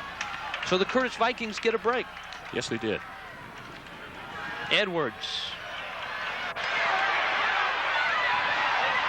Still with it. Incomplete, but a flag is down. And Singer Mobley will be caught with pass interference, and he knows it. I'm not too sure if the Richland coaching staff didn't call that, because they were very, very animate to play before, but that was pass interference. Dave Manthe was down there as a receiver, that little number 23, and I think Edwards was looking for him here. And you'll see Mobley right there. Yeah, it's kind of play that bang-bang type play. You really can't fault Mobley. It looked like he was going for the ball and the defender at the same time. And high school ball, they're very finicky on pass interference. Maybe not so much pass interference, but a blow to the head, maybe. That was a pretty vicious hit. As a replay showed there again, maybe he wasn't going for the ball. Yeah. And Mobley knew it. He put his head down right away and walked back to the line, no argument. 1st and 10, and that gives new life to this Richland drive. Edwards again trying to create, overthrowing his man, and it's incomplete. He was looking for Tobin Phelps. Real interesting here.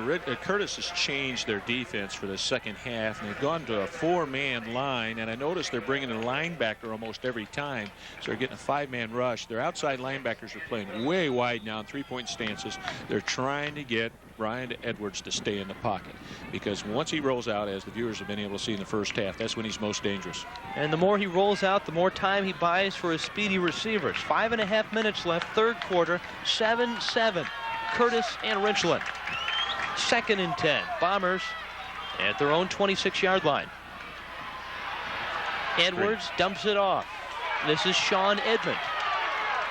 Picks his way out to the 30-yard line. He's short of the 1st down. It'll bring up 3rd down and about 6.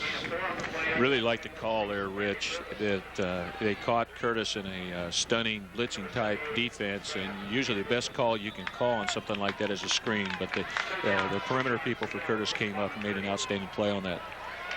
And you can see Edwards looking in, getting the sign from the sideline, checks it with the list of plays he's got on his wrist.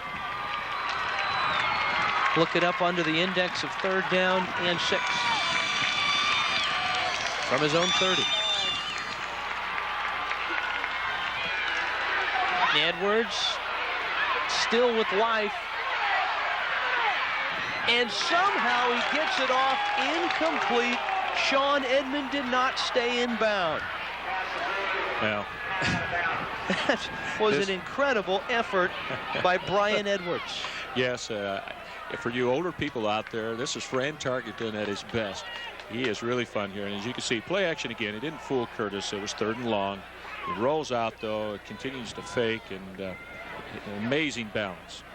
He throws this sitting down almost. Well, and he's done this all year, and repeatedly people think it's just luck. It isn't. They do this all the time. That was very, very close. Edmond trying to tightrope that near sideline, and he just couldn't stay in. Show unable to convert on 3rd down. Matt Jenkins will punt for Richland. Singer Mobley is deep. Mobley drops it, but gets it back. Curtis has been very fortunate. They've recovered all 3 of their fumbles today. 4.5 minutes left. In this 3rd quarter, Richland and Curtis still tied.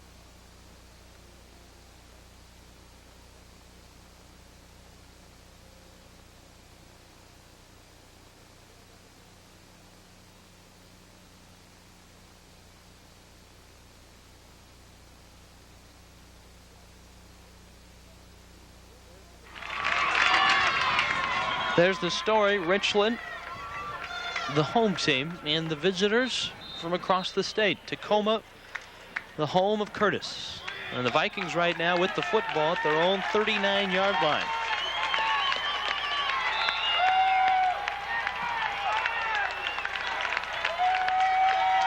Neither team able to score on their initial drives of the second half. And Curtis gets it for the second time. This is Singer Mobley. He's got great speed. All the way down to the 10. Touchdown, Singer Mobley. And Curtis leads it 13-7. Mobley goes 64 yards for the score. I believe it was a very similar play that they ran for the 98-yard play to open the football game.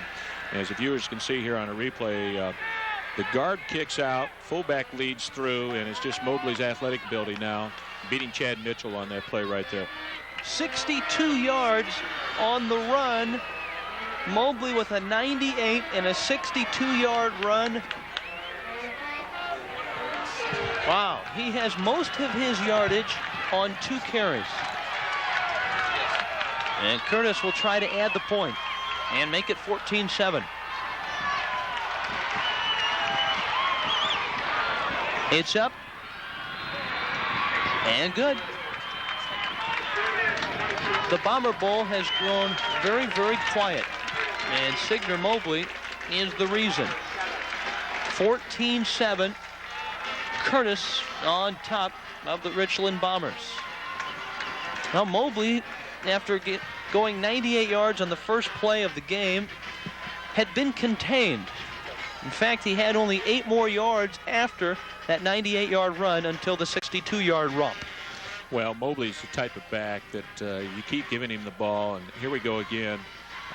Exact same play they ran the 98-yarder on, and it's a cross block, and the fullback leading through. And as you can see, Mr. Mobley here is just an outstanding athlete. He's got the ball in his left arm. It's right where you're supposed to be.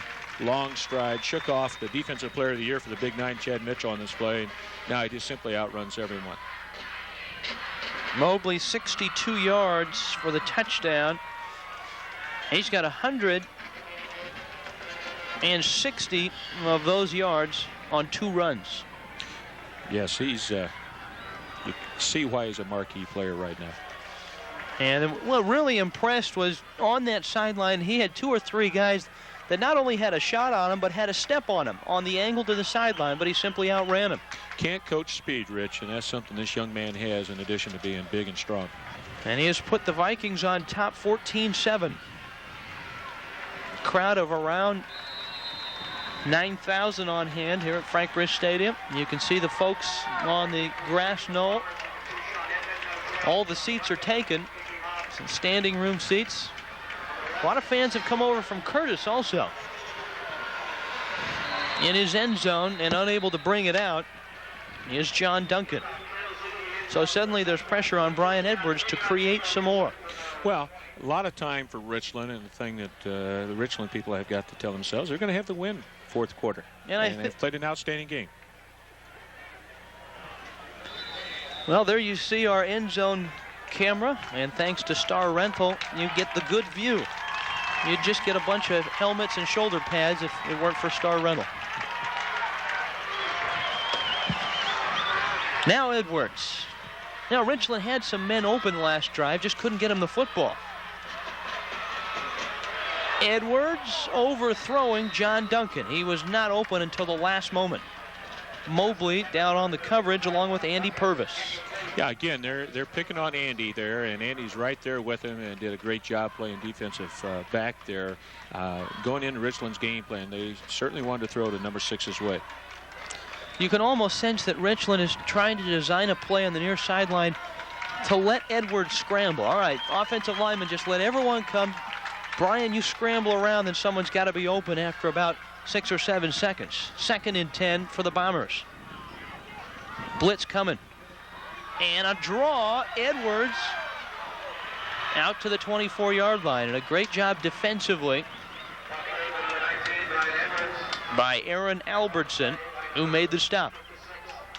That's a play you see in the Big Sky Conference a lot, Rich. No backs, and quarterback take 2 steps back, and it's a trap.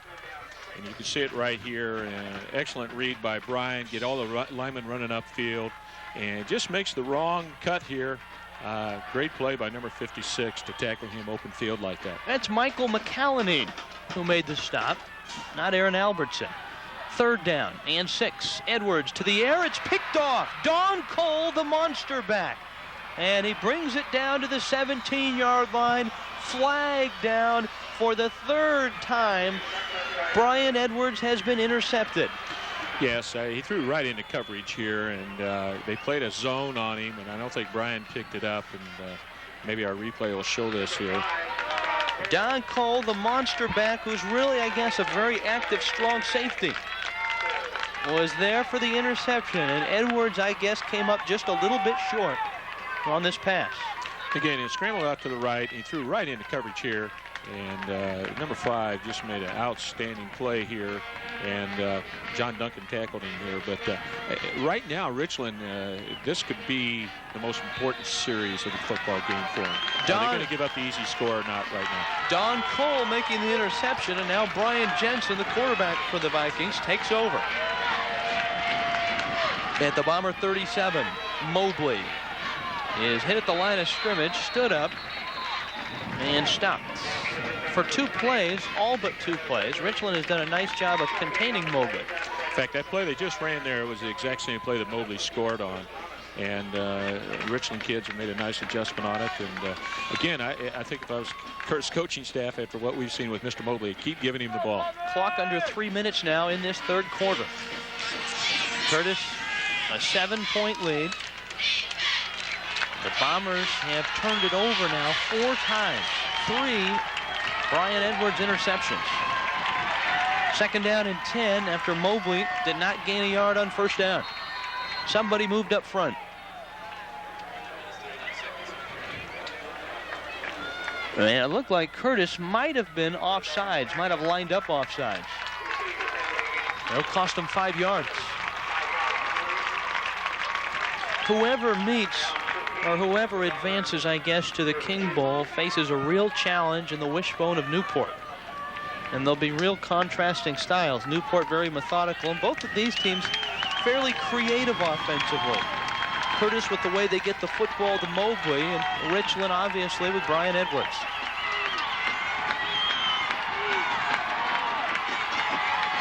On 2nd and 15. A fumble. Richland has it.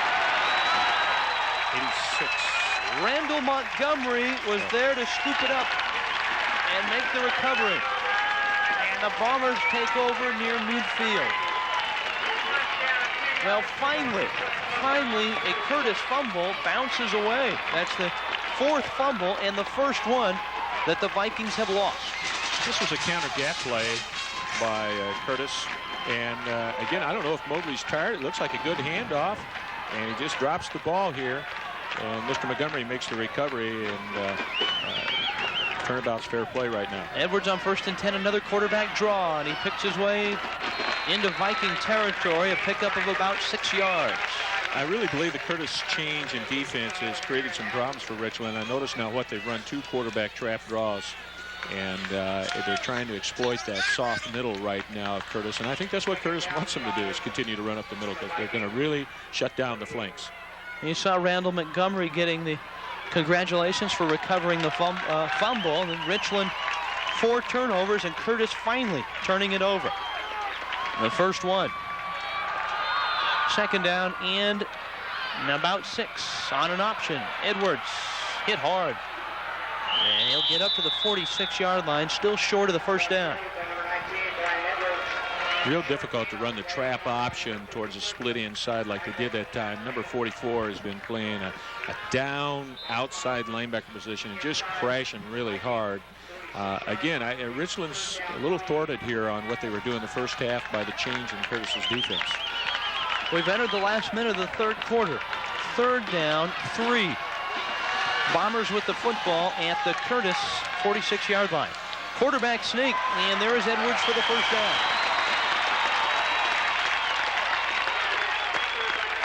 That may not have been the play called in the huddle. It might have just been communication with Edwards and his center, Greg Wistison. Yeah, Curtis, like I said, has gone to that 4-down line position at that front, and that leaves that center open. And Richland's always had that quarterback sneak as part of their offense. And, of course, the way Edwards can run the ball, that's like a fullback getting a dive play. 20 seconds left. Third quarter. 14-7. Richland trailing Curtis. Blitz coming. Edwards. He'll keep it again, and this time he stopped at the line of scrimmage. And that will do it for the third quarter of football here from Richland. They will change ends. One more quarter to play. The Bombers at home, but trailing. Curtis 14-7.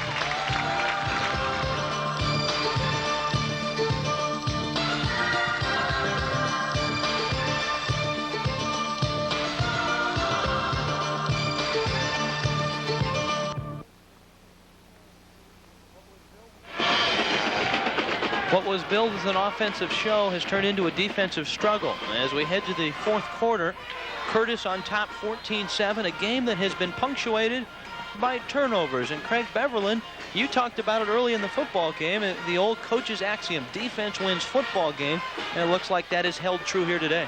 Another cliche to use, too, bend and don't break.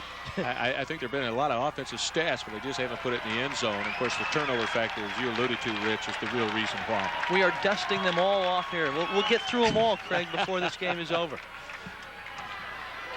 Second down and 10. Edwards in trouble, as he's been in all day. Escaping, but not far enough. Back to the original line of scrimmage. Third down and about 10 now. Yeah, that was a screen play, I believe, out to the right here, and Curtis read it very well. And of course, then all he did was improvise from there. Cass Burrell there in your picture, number 22, the man that made the stop. Vikings have played very well. Their defense has done an excellent job of containing Edwards. He has scrambled, but not far enough, and he has created, but the points are not on the board. 14-7. Curtis on top. Third down and about 10 for Richland. It's knocked down, incomplete.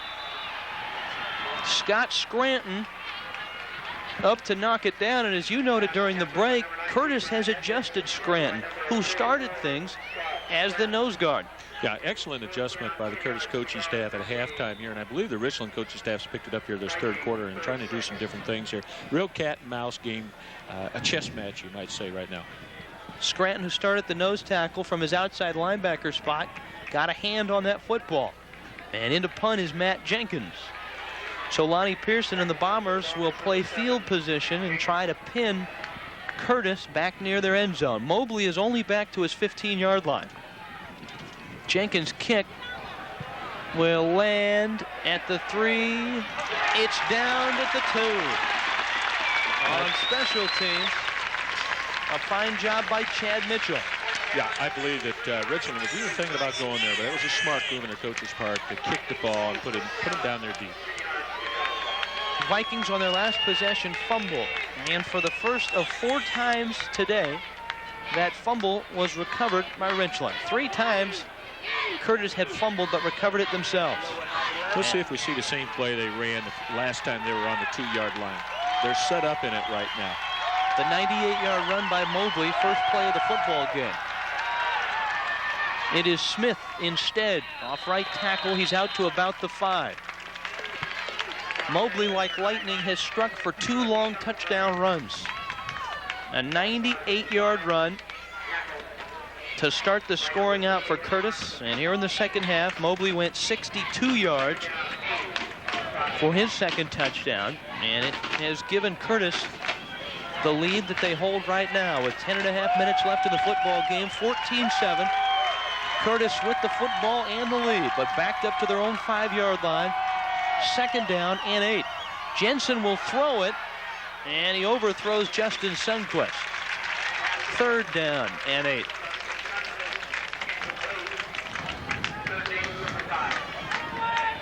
You look at Brian Jensen, the junior. He is not the highly touted Brian of the two quarterbacks. Brian Edwards has taken most of the accolades, and much deservedly so. Jensen is a little more of a manager, more than, I guess, a star. He's the general that runs the offense. Handing off to Mobley. When he needs to, he can throw the football. 3 touchdown passes last week. In a real hole now, 3rd and 8. Go to Smith. He's got the first down, and he's all the way out across the 20. Brian Smith, the senior fullback. Real interesting call by the Curtis coaching staff. They do a lot of different things, and I believe they had an unbalanced line to the right here. And I couldn't see if it was an inside. Here we go. It wasn't unbalanced. And they ran the trap, got Richland overshifted. Excellent play by the Curtis coaching staff. That's the wide angle shot. You coaches like that time in and time out on the projector. I'd hate to see your guys' home movies. 1st and 10 from their own 21. Smith again, fighting up to the 25. It's real smart, too, I think, to get the ball to Smith a little bit and rest Mobley. You can see when Mobley's not going to get the ball. He doesn't put his hand on the ground too much. He's resting right now, but I got a feeling they're about ready to give him the ball. Curtis not only trying to get out away from their end zone, but also trying to eat up some clock, which is down to 9.5 minutes left in the football game. Curtis trying to get back to defend their King Bowl championship. Richland trying to live up to their #1 billing. 2nd and 6. Smith again fights his way out close to the 30. He's short of the first down by about 2 yards. It'll be 3rd down. Brian Smith. While Mobley's yards at times come like lightning, Smith, it's all hard work. Yes, I believe it was an inside trap again. Of course, they put Mobley in motion, and it always gets your attention. And they're trying to rest Mobley a little bit. And Smith is a quality running back, and they're giving him the ball right now. Maybe that size factor is having something to do with it right now. Brian Edwards hoping he can get the football back and have a chance to either tie it or win it. Brian Jensen calls timeout. So Curtis will stop the clock and talk it over. 8:43 left in this football game. The Richland Bombers trailing the Curtis Vikings 14-7.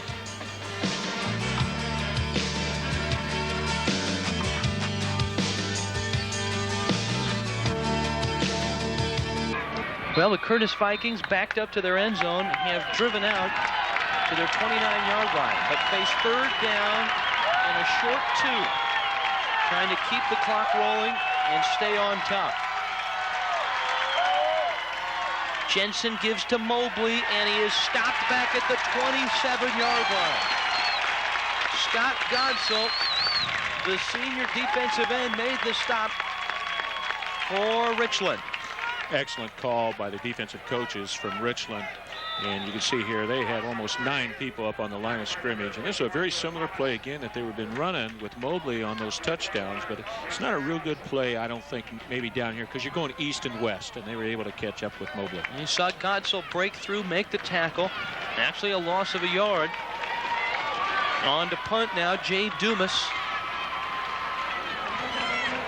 End over end kick towards the sideline, near side. And it is down at the 47-yard line. And that is where Richland will take over. Certainly Richmond has had their opportunities in this football game. And again, they're set up perfectly. Great field position for the man that many feel is the best quarterback in the state. His numbers prove it. In fact, although the records aren't all that clear, he appears to be the first quarterback in AAA football to throw and rush for over 1,000 yards in a season. Brian Edwards.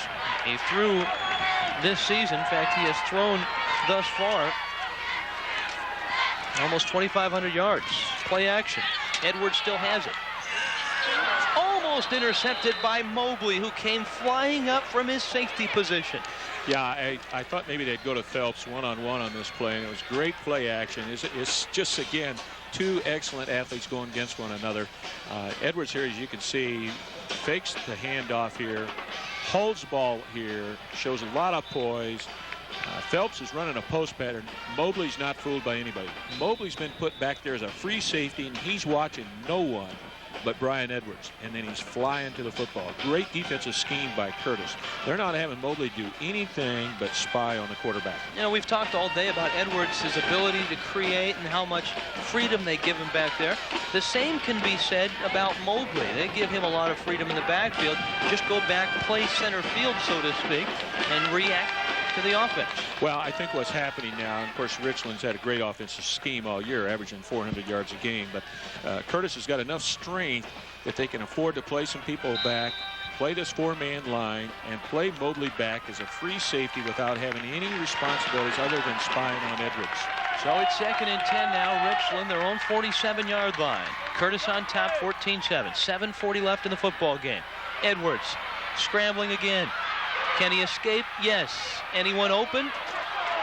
We won't find out, as Edwards will keep it across midfield, close to the first down.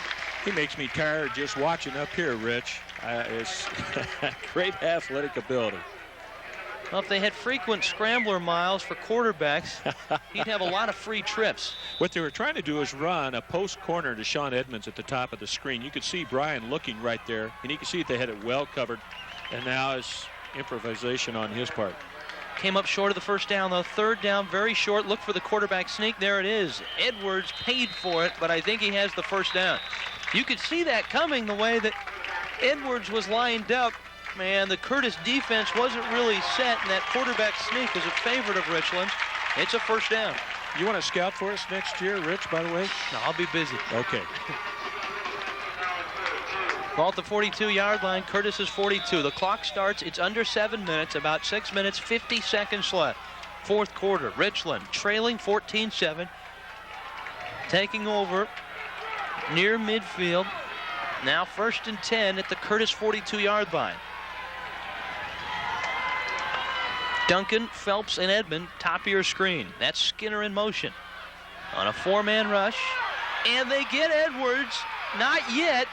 Incomplete. If this were the NFL, it would have been a sack a long time ago. On the blitz, Cass Burrell from his linebacking spot.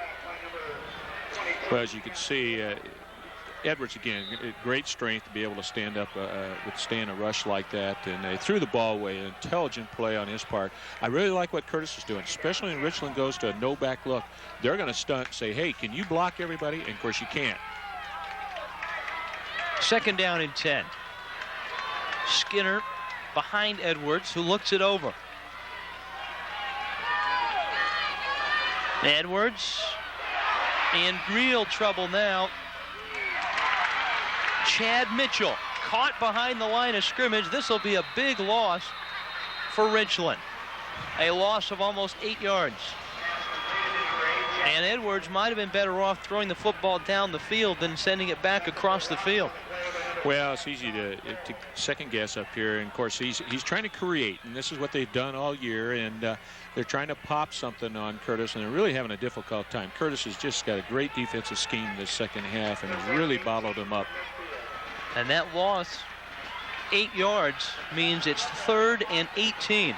5:40 left in the football game. If they can get Phelps out here one-on-one, and they've got it right now. I wouldn't be surprised. Now they've got a spread look, and they got Phelps out here one-on-one. Let's see if they go to it. Bottom of your screen. Edwards going for Phelps near sideline. No.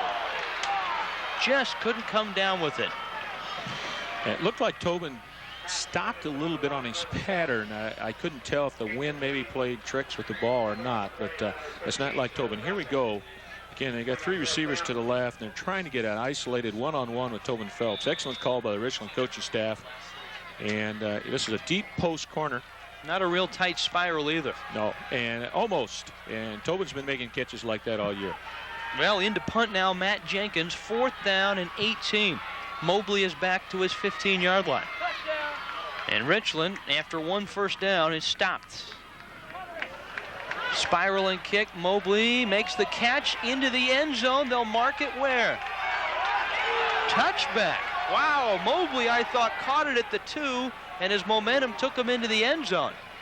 Not a real good decision by the youngster, and I'm sure that's something that the coaching staff for Curtis will talk with him about after they watch the films of this one. Well, yes, and nice catch, though, and it's an excellent call by the officials. The crowd's booing here a little bit, but if the momentum of the ball carries in the end zone, it goes back out to the 20. So if the momentum carries you into the end zone, it goes back to the 20. Exactly. High school rules are a lot different than collegiate and NFL on that type of thing. There's Mobley, catch at the 3, momentum into the end zone. All right. Craig Beverland, I'll take your word on it. First down, Mobley gets it. He's hit by Joe Thomas at the 22-yard line. I think at this point, probably you're going to see a lot of stunning, a lot of blitzing, and more than we have seen from Richland. And, of course, that's their forte anyhow. But I doubt if Curtis is going to put the ball up in the air. At least I think that's what Richland would be thinking right now. So we could be seeing a lot of things happening in this next series. Richland's got to make it happen now if they're going to win this ball game. Curtis trying to run clock. 4:50 left, fourth quarter. The Vikings leading Richland 14-7. Smith straight ahead, not much there. A lot of green. Randall Montgomery at the bottom of the pile to make the stop. Interesting call coming up. You might want to run something here where you've got that lead play again, where you fake the dive. It looks like the fullback's getting it, and of course you give to Mobley, but I'm sure they're going to be conservative on this. At least you'd think so. Mobley lined up as a slot. No, actually lined up as a double tight end. 2 tight end set, and Smith will get it on 3rd down and 7, and he's well short of the first down. Richland will get the football back. Curtis forced to punt. We're under 4 minutes left. Clock continues to move. That was an interesting formation. They went to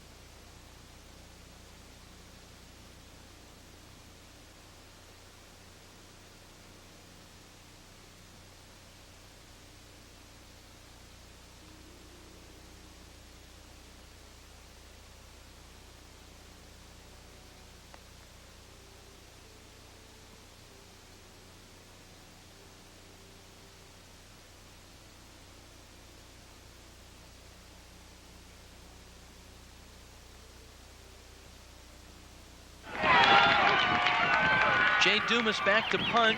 Curtis will give it back to Richland with 3.5 minutes left, and it will roll dead at the 48-yard line. Very similar to the last spot that Richland started their last drive. All right, Craig Beverland, if you're in Lonnie Pearson's shoes, your offense has been unable to generate yards and points in the second half. You've got 3.5 minutes left. You need 7 points to send it at least to overtime. What do you do? Well, I think you go to your #1 receiver and try to get him isolated one-on-one, possibly put trips to one side and get Phelps out away from him. In fact, that's exactly what they're going to do right now. And you see there were 3 receivers to the bottom of your screen. Phelps entering the top of your screen right now on 1st and 10. Edwards tries to get it to him, has it at the 45, and Phelps close to the first down. Gain of 8. Nice call, Coach. 3.5 minutes left. The clock continues to roll. And Richland has to be very careful right now. Got to get in and out of the huddle quickly. All timeouts remain. 3 timeouts for Richland. Curtis has used one of theirs. I thought maybe Richland would go their 2-minute offense right here. Not so much because of the time, but they really did that well to close the first half. 3 minutes left. Phelps, bottom of your screen. He's dangerous. And he'll get it again. Nice catch. Slides down with the first down. That will stop the clock to move the chains. 2 minutes, 51 seconds left in this semifinal playoff game. The winner to Seattle in the King Bowl next week to face Newport of Bellevue. Curtis a 14-7 lead, but Richland inside the Curtis 40. What this formation has done for Richland, and is what it's doing against Curtis, is taking Mobley out of that free safety position. Now they're changing up a little bit. They're going to a zone look, totally. Edwards with time. Will keep it himself. And he's down to the 30. Give the Curtis coaching staff credit on that. They saw what Richland was doing. They went to a zone concept. And again, Richland was trying to go to Phelps one-on-one, but they had two people over there. They bracketed it, as people call it. Clock continues to roll. It's down to 2:12. You almost get the feeling that Edwards is more comfortable when he's under pressure. When he has a lot of time, he seems to feel a little bit uncomfortable back there. Well, he certainly has more than two eyes as far as Mike and coaching staff's concerned. Under 2 minutes left. Second down and 1. Edwards going for it all. No! John Duncan stumbled just as he got to the goal line. And you see Signer Mobley helping him up. It will be third down and 1 with 1:48 left. Yeah, I like the play here, and I really like what they did here. I don't know if the play action really fooled Curtis, but still I like it because you got the extra protection with the back. Edwards sets up in the pocket real well, throws a nice post to John Duncan here. Mobley, if he didn't get a hand on it, at least he interfered with the receiver. But it looks like almost catchable. Tough play, though. Third down, very short. Edwards, there's the quarterback sneak. This time it might have been stopped, but Edwards gets away. First down to the 21-yard line. How many escape routes does this guy have? He ought to go to Las Vegas and start an act right now. This is great athletic ability by Brian Edwards. And again, well played by Curtis, and they just didn't bring him down, though. And look at the desire by this young man, and he just catapults over this defender here for Curtis. First and 10 now at the Curtis 21. Edwards looking for Phelps, who drops it. That's a rare drop by Tobin Phelps. Big play here, or the big thing that Richland has to do is just stay away from the turnover. They got plenty of time here, and their offense can create things, and just stay away from the interception. And, of course, obviously hang on the ball, and they'll be in fine shape here. I think they got Curtis on the ropes here a little bit. 1 minute and 29 seconds left in this football game. 14-7. Curtis on top. Richland down to the Curtis 21-yard line. With all their timeouts left, faced with 2nd and 10. Edwards taking his time. Flags are down. To the end zone. Open is Duncan, and he can't get it. Edwards led him just a little too much, but flags are down at the 20-yard line. I saw the receiver talking to the sideline official here. I don't know if it was a formation problem or not, if they had enough men on the line of scrimmage. Illegal motion, and it'll cost Richland 5 yards. But really, that might be to Richland's benefit. If it's illegal motion, that's a penalty you can't decline, correct? Well, no, I believe what they've actually called here was if it's a legal procedure, you can't decline it. Is that right? Nope, they can, I guess. Yes. Well, I think he gave the wrong signal. Really, I think what the call was that they did not have 7 men up on the line of scrimmage. All right. Rich. So you can decline that because had it been a legal procedure, it would have been an automatic 5 yards, and it would have still been 2nd down, yes, which would have been to Richland's benefit. Exactly. Now it's 3rd down and 10 from the Curtis 21-yard line. Well, they got Phelps out here again, one-on-one. Top of your screen. Mobley's away from him, so got a good scenario out here, Rich. Phelps, the big play man, top of your screen. Edwards looking for him. To the corner. Phelps can't make the catch, and it's 4th down and 10. Good coverage on that far side. Here we see on the replay here, this looked like an outstanding throw, and it was a post corner. And can't tell yet if he had his hands on it. The other young man, well, the other man, it looks like he touched it a little bit there. Who was the defensive back? Terry Russell. Excellent play there. I know that Tobin's upset with himself, but it looked like the man got his hand on the ball there. Richland calls timeout with 1:17 left, trailing 14-7. And on 4th down and 10 now, Lonnie Pearson really has to reach down and find something. And obviously, Edwards has had men open on this series and throughout the day. He's had trouble hooking up with them. If you're Lonnie Pearson again, on 4th and 10, what do you diagram here? Well, again, you've got to go, I think, with Tobin Phelps and try to get him isolated one-on-one. Try to maybe put 3 or 4 receivers on the other side and try to get Mobley away from Phelps. I would go right back to something similar to what they did on the last play. Curtis sensing that they're 1 down away from a return to Seattle and the King Bowl. Richland fearing right now that they're 1 play away from the finale of 1990. 4th down and 10. Richland trailing 14-7 at the Curtis 21. Tobin Phelps, top of your screen. Edwards will roll that way. He'll throw. Incomplete. And Richland has turned it over on downs. Curtis has held, and now with 1:12 left, will try to run the clock out and take their ticket to Seattle. Richland went right back to the play they had run before, and as you see Brian Edwards walking off the field here, I know that young man, and maybe even some fans are going to dwell on that last throw. It wasn't a good throw by Brian's part, but what a phenomenal career and a great year for the Richland Bombers. They still got a minute to go here. Got to hang on the ball. And I believe they have 2 timeouts left. Yes. And remember, Curtis has fumbled 4 times today, although only 1 of those was recovered by Richland. Jensen gives Mobley off right tackle. He'll hold on to the football and get a few yards. Ball squirts loose, but Mobley was down. Clock continues to roll. 2nd down and 8. It's down to 58 seconds. And now Richland will call timeout. Bombers have 1 more left. Yeah, seeing that play right there, it brings to mind Juanita, who lost basically the state championship, I believe 3 years ago when Ingram won the state championship. They had the game won, and they handed off just like that, and Ingram picked up the fumble and ran it in and was able to win the ball game. And I was kind of surprised there. Curtis maybe didn't have a running back way back and then give it to the up back to prevent that type of thing from happening. Joe Pizarczyk made that play famous against the Eagles back in the 70s. Sure did. And that coach, he's selling insurance today for sure.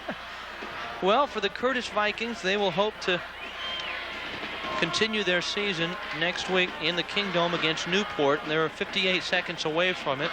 And right now for Richland, a long season filled with victories is about to come to an end with a defeat here in the semifinals. A reminder that you're watching the WIAA U.S. Bank Football Playoffs over KAYU TV Fox 28 in Spokane, KCY TV Fox 53 in Yakima, and KBW TV Fox 66 in the Tri-Cities. Any rebroadcast of this telecast without the express written permission of the WIAA or these Fox stations is strictly prohibited. The WIAA welcomes U.S. Bank as the corporate sponsor for all WIAA activities. Rich Waltz along with Craig Beverland here at Frank Risch Stadium in Richland. And keeping it is Jensen. He'll be stopped back at the 14-yard line. Richland will use the timeout. Now it's 3rd down and probably about 15. Richland cannot stop the clock again. 52 seconds left. It looks like Richland will touch the football on offense again. Whether they get it with enough time to do anything or in field position to strike, you'll have to wait and see. Well, you have 25 seconds here, and of course, with the timeout, the clock's not going to start until the snap of the ball here. And I like what Curtis just did there. I think they had some thoughts there of maybe a fumble and losing the game because of what just happened to Mobley on that first play here. So they lined up in an ace formation and had quarterback scramble and had Mobley back there as extra insurance. So Curtis will run it down here, and then if they were out in the middle of the field, they'd probably take the 5-yard delay to run all 25 seconds off the clock. But they're not in the position, if they lose some yardage on this play, and they might if Jensen just goes back and falls down, they're not in a position to take that delay because you don't want to have to punt from the very back of your end zone. Then you're in a situation where maybe you think about taking a safety and then kicking off from your 20. Yeah, and I think the safety, I don't know if the Curtis coaches have talked about it, but I think that'd be a real good strategy possibly on their part. The only way possible, I think, for Curtis to lose or at least get tied in this game maybe would be a block punt. Jensen gives it to Smith, and rather than lose the yardage with Jensen, they'll let Smith carry it up on 3rd down, make it 4th down, waiting for this reset of the football, and then they'll start that play clock. The game clock is down to 40 seconds, and they have started the play clock. So right now, the Vikings, it looks like they're going to keep their offense on the field and take a 5-yard delay on 4th down and 13 with 20 seconds left. I doubt seriously if Curtis is going to run the football, and they're not. They'll wait, take the 5 yards, and the punt team probably will come on now. The clock is stopped with 14 seconds left. Got to come for the ball. I really believe that they're going to come after that ball, and we'll see what happens on this. The other scenario could be, Rich, to call a fair catch and, of course, line up on the ball after the fair catch and give yourself possibly 2 plays. I think there's still that possibility. And you got to remember, if they allow Curtis to kick and they're not going to rush the punter, he's going to be kicking against the wind. So if the punter is not rushed, obviously you don't take the safety. Right. Curtis is going to call timeout and talk this over right now, because they want to make sure that they don't, in these last 14 seconds, dash the dreams of these youngsters in a situation where it can get pretty risky, especially when you're kicking in your own end zone. If you fumble the snap, or if it's blocked, it can be recovered for a touchdown, and suddenly it's a 14-14 football game. Well, if you look, I kind of like your thought maybe on the safety. If you took the safety right now, you'd make it 14-9, and then you'd get the kick from the 20 and kick the ball on the ground. And again, as soon as the ball's touched, you're using up a lot of time. It'd really be tough, I think, for Richland to come back from that. But we'll see what happens. Maybe take the snap, let the punter run a few seconds off, step out of the end zone, then punt it from the 20-yard line, or a free kick maybe, because then Richland still has to get in the end zone for a touchdown. A field goal, if you take the safety, is not going to beat you. But I'm sure Bob Lucy right now is looking at the checklist and saying, all right, what are our options? What do we want to do? And he will decide. He certainly knows best. He is the defending state champion, trying to get back to the King Bowl and defend that title. There you see Lucy returning to the sideline. Lonnie Pearson heads back to his sideline. And in the end zone right now, Jay Dumas. He'll take the snap and he'll take the safety. He'll run some time and run out of the end zone. He ran 5 seconds off the clock, took the 2 points, so it's now 14-9. And Curtis will kick off or punt. They have the option from their 20-yard line. 9.7 seconds left.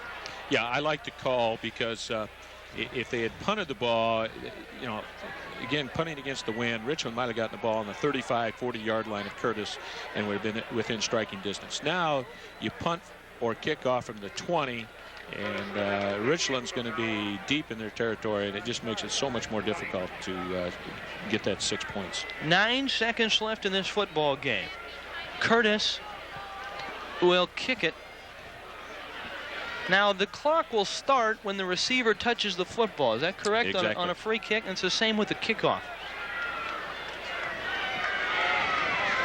This is real tough here. It's a special teams play again, of course, and you can go over and over these things, but you got a lot of young men out there, and if they kick the ball on the ground, you get maybe a reserve lineman or whatever, they'll try to pick the ball up and run with it, and then the game ends. Well, Lonnie Pearson right now he is pulling all the stops out. Brian Edwards is back to return this kick. Edwards is back with Sean Edmonds. I'd be very curious to see if maybe they have a pass play off this, because you can throw the ball off this. You can lateral some it. kind of lateral, yes. Who knows what will happen? This may be like the Stanford-Cal game from a few years back. Or if it's a shallow kick, have someone grab it and just stop the clock.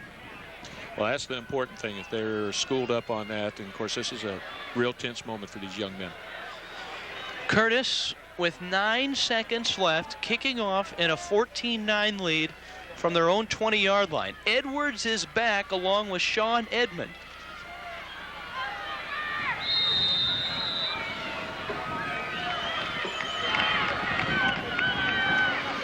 Curtis will kick it to Edmonds. Fumbles the football. He's got to get out of bounds. He does with 5 seconds left in this football game. I don't think Brian Edwards can throw the football 60 yards, although he does have the wind in his back a little bit. Well, this is a really difficult play when you consider that Signor Mobley is going to be back there about 40 yards and can probably outrun anybody in this field. So a real impossible feat almost, but Brian Edwards has done a lot of miraculous things for Richland. And remember, in high school football, as in college football these last 2 years, pass interference is no longer a point of foul penalty. It's a 15-yard penalty. So if there's interference down at the 10, it doesn't go down at the 10. It's just 15 yards from the line of scrimmage. Last play of the football game, Curtis, a 14-9 lead. Richland at their own 38. Edwards in trouble. And he sacks. It's over. Curtis wins it. The Curtis Vikings are going back to the King Bowl. And they will meet the Newport Knights to decide the AAA championship of the state of Washington. A very happy bunch of Vikings. They overcame a lot of odds and beat the Richland Bombers. A great season coming to a close for the Bombers, and the Vikings will continue one more week. Post-game show coming up. The Vikings are in the state championship.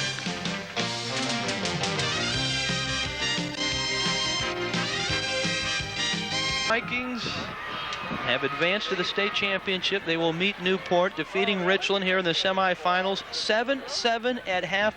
Craig Beverland, Curtis got on the board in the first half like lightning, with Signor Mobley going 98 yards, and it was just as quick when he went 62 yards with the second touchdown and the go-ahead touchdown early in the second half. Yes, identical play, I believe, as they ran the 98-yarder. And Mobley here, just an outstanding athlete here. And Chad Mitchell was one of the better athletes in the Big Nine. Missed him there. He shook him off. And Signor Mobley is everything that they say he is. And Mobley right now telling reporters that he will be in the Kingdom next Saturday. You will be also here on the Fox Sports Network as we will carry the King Bowl. The winner of this game, of course, the Curtis Vikings will take on Newport in the Kingdom next Saturday for the high school championship.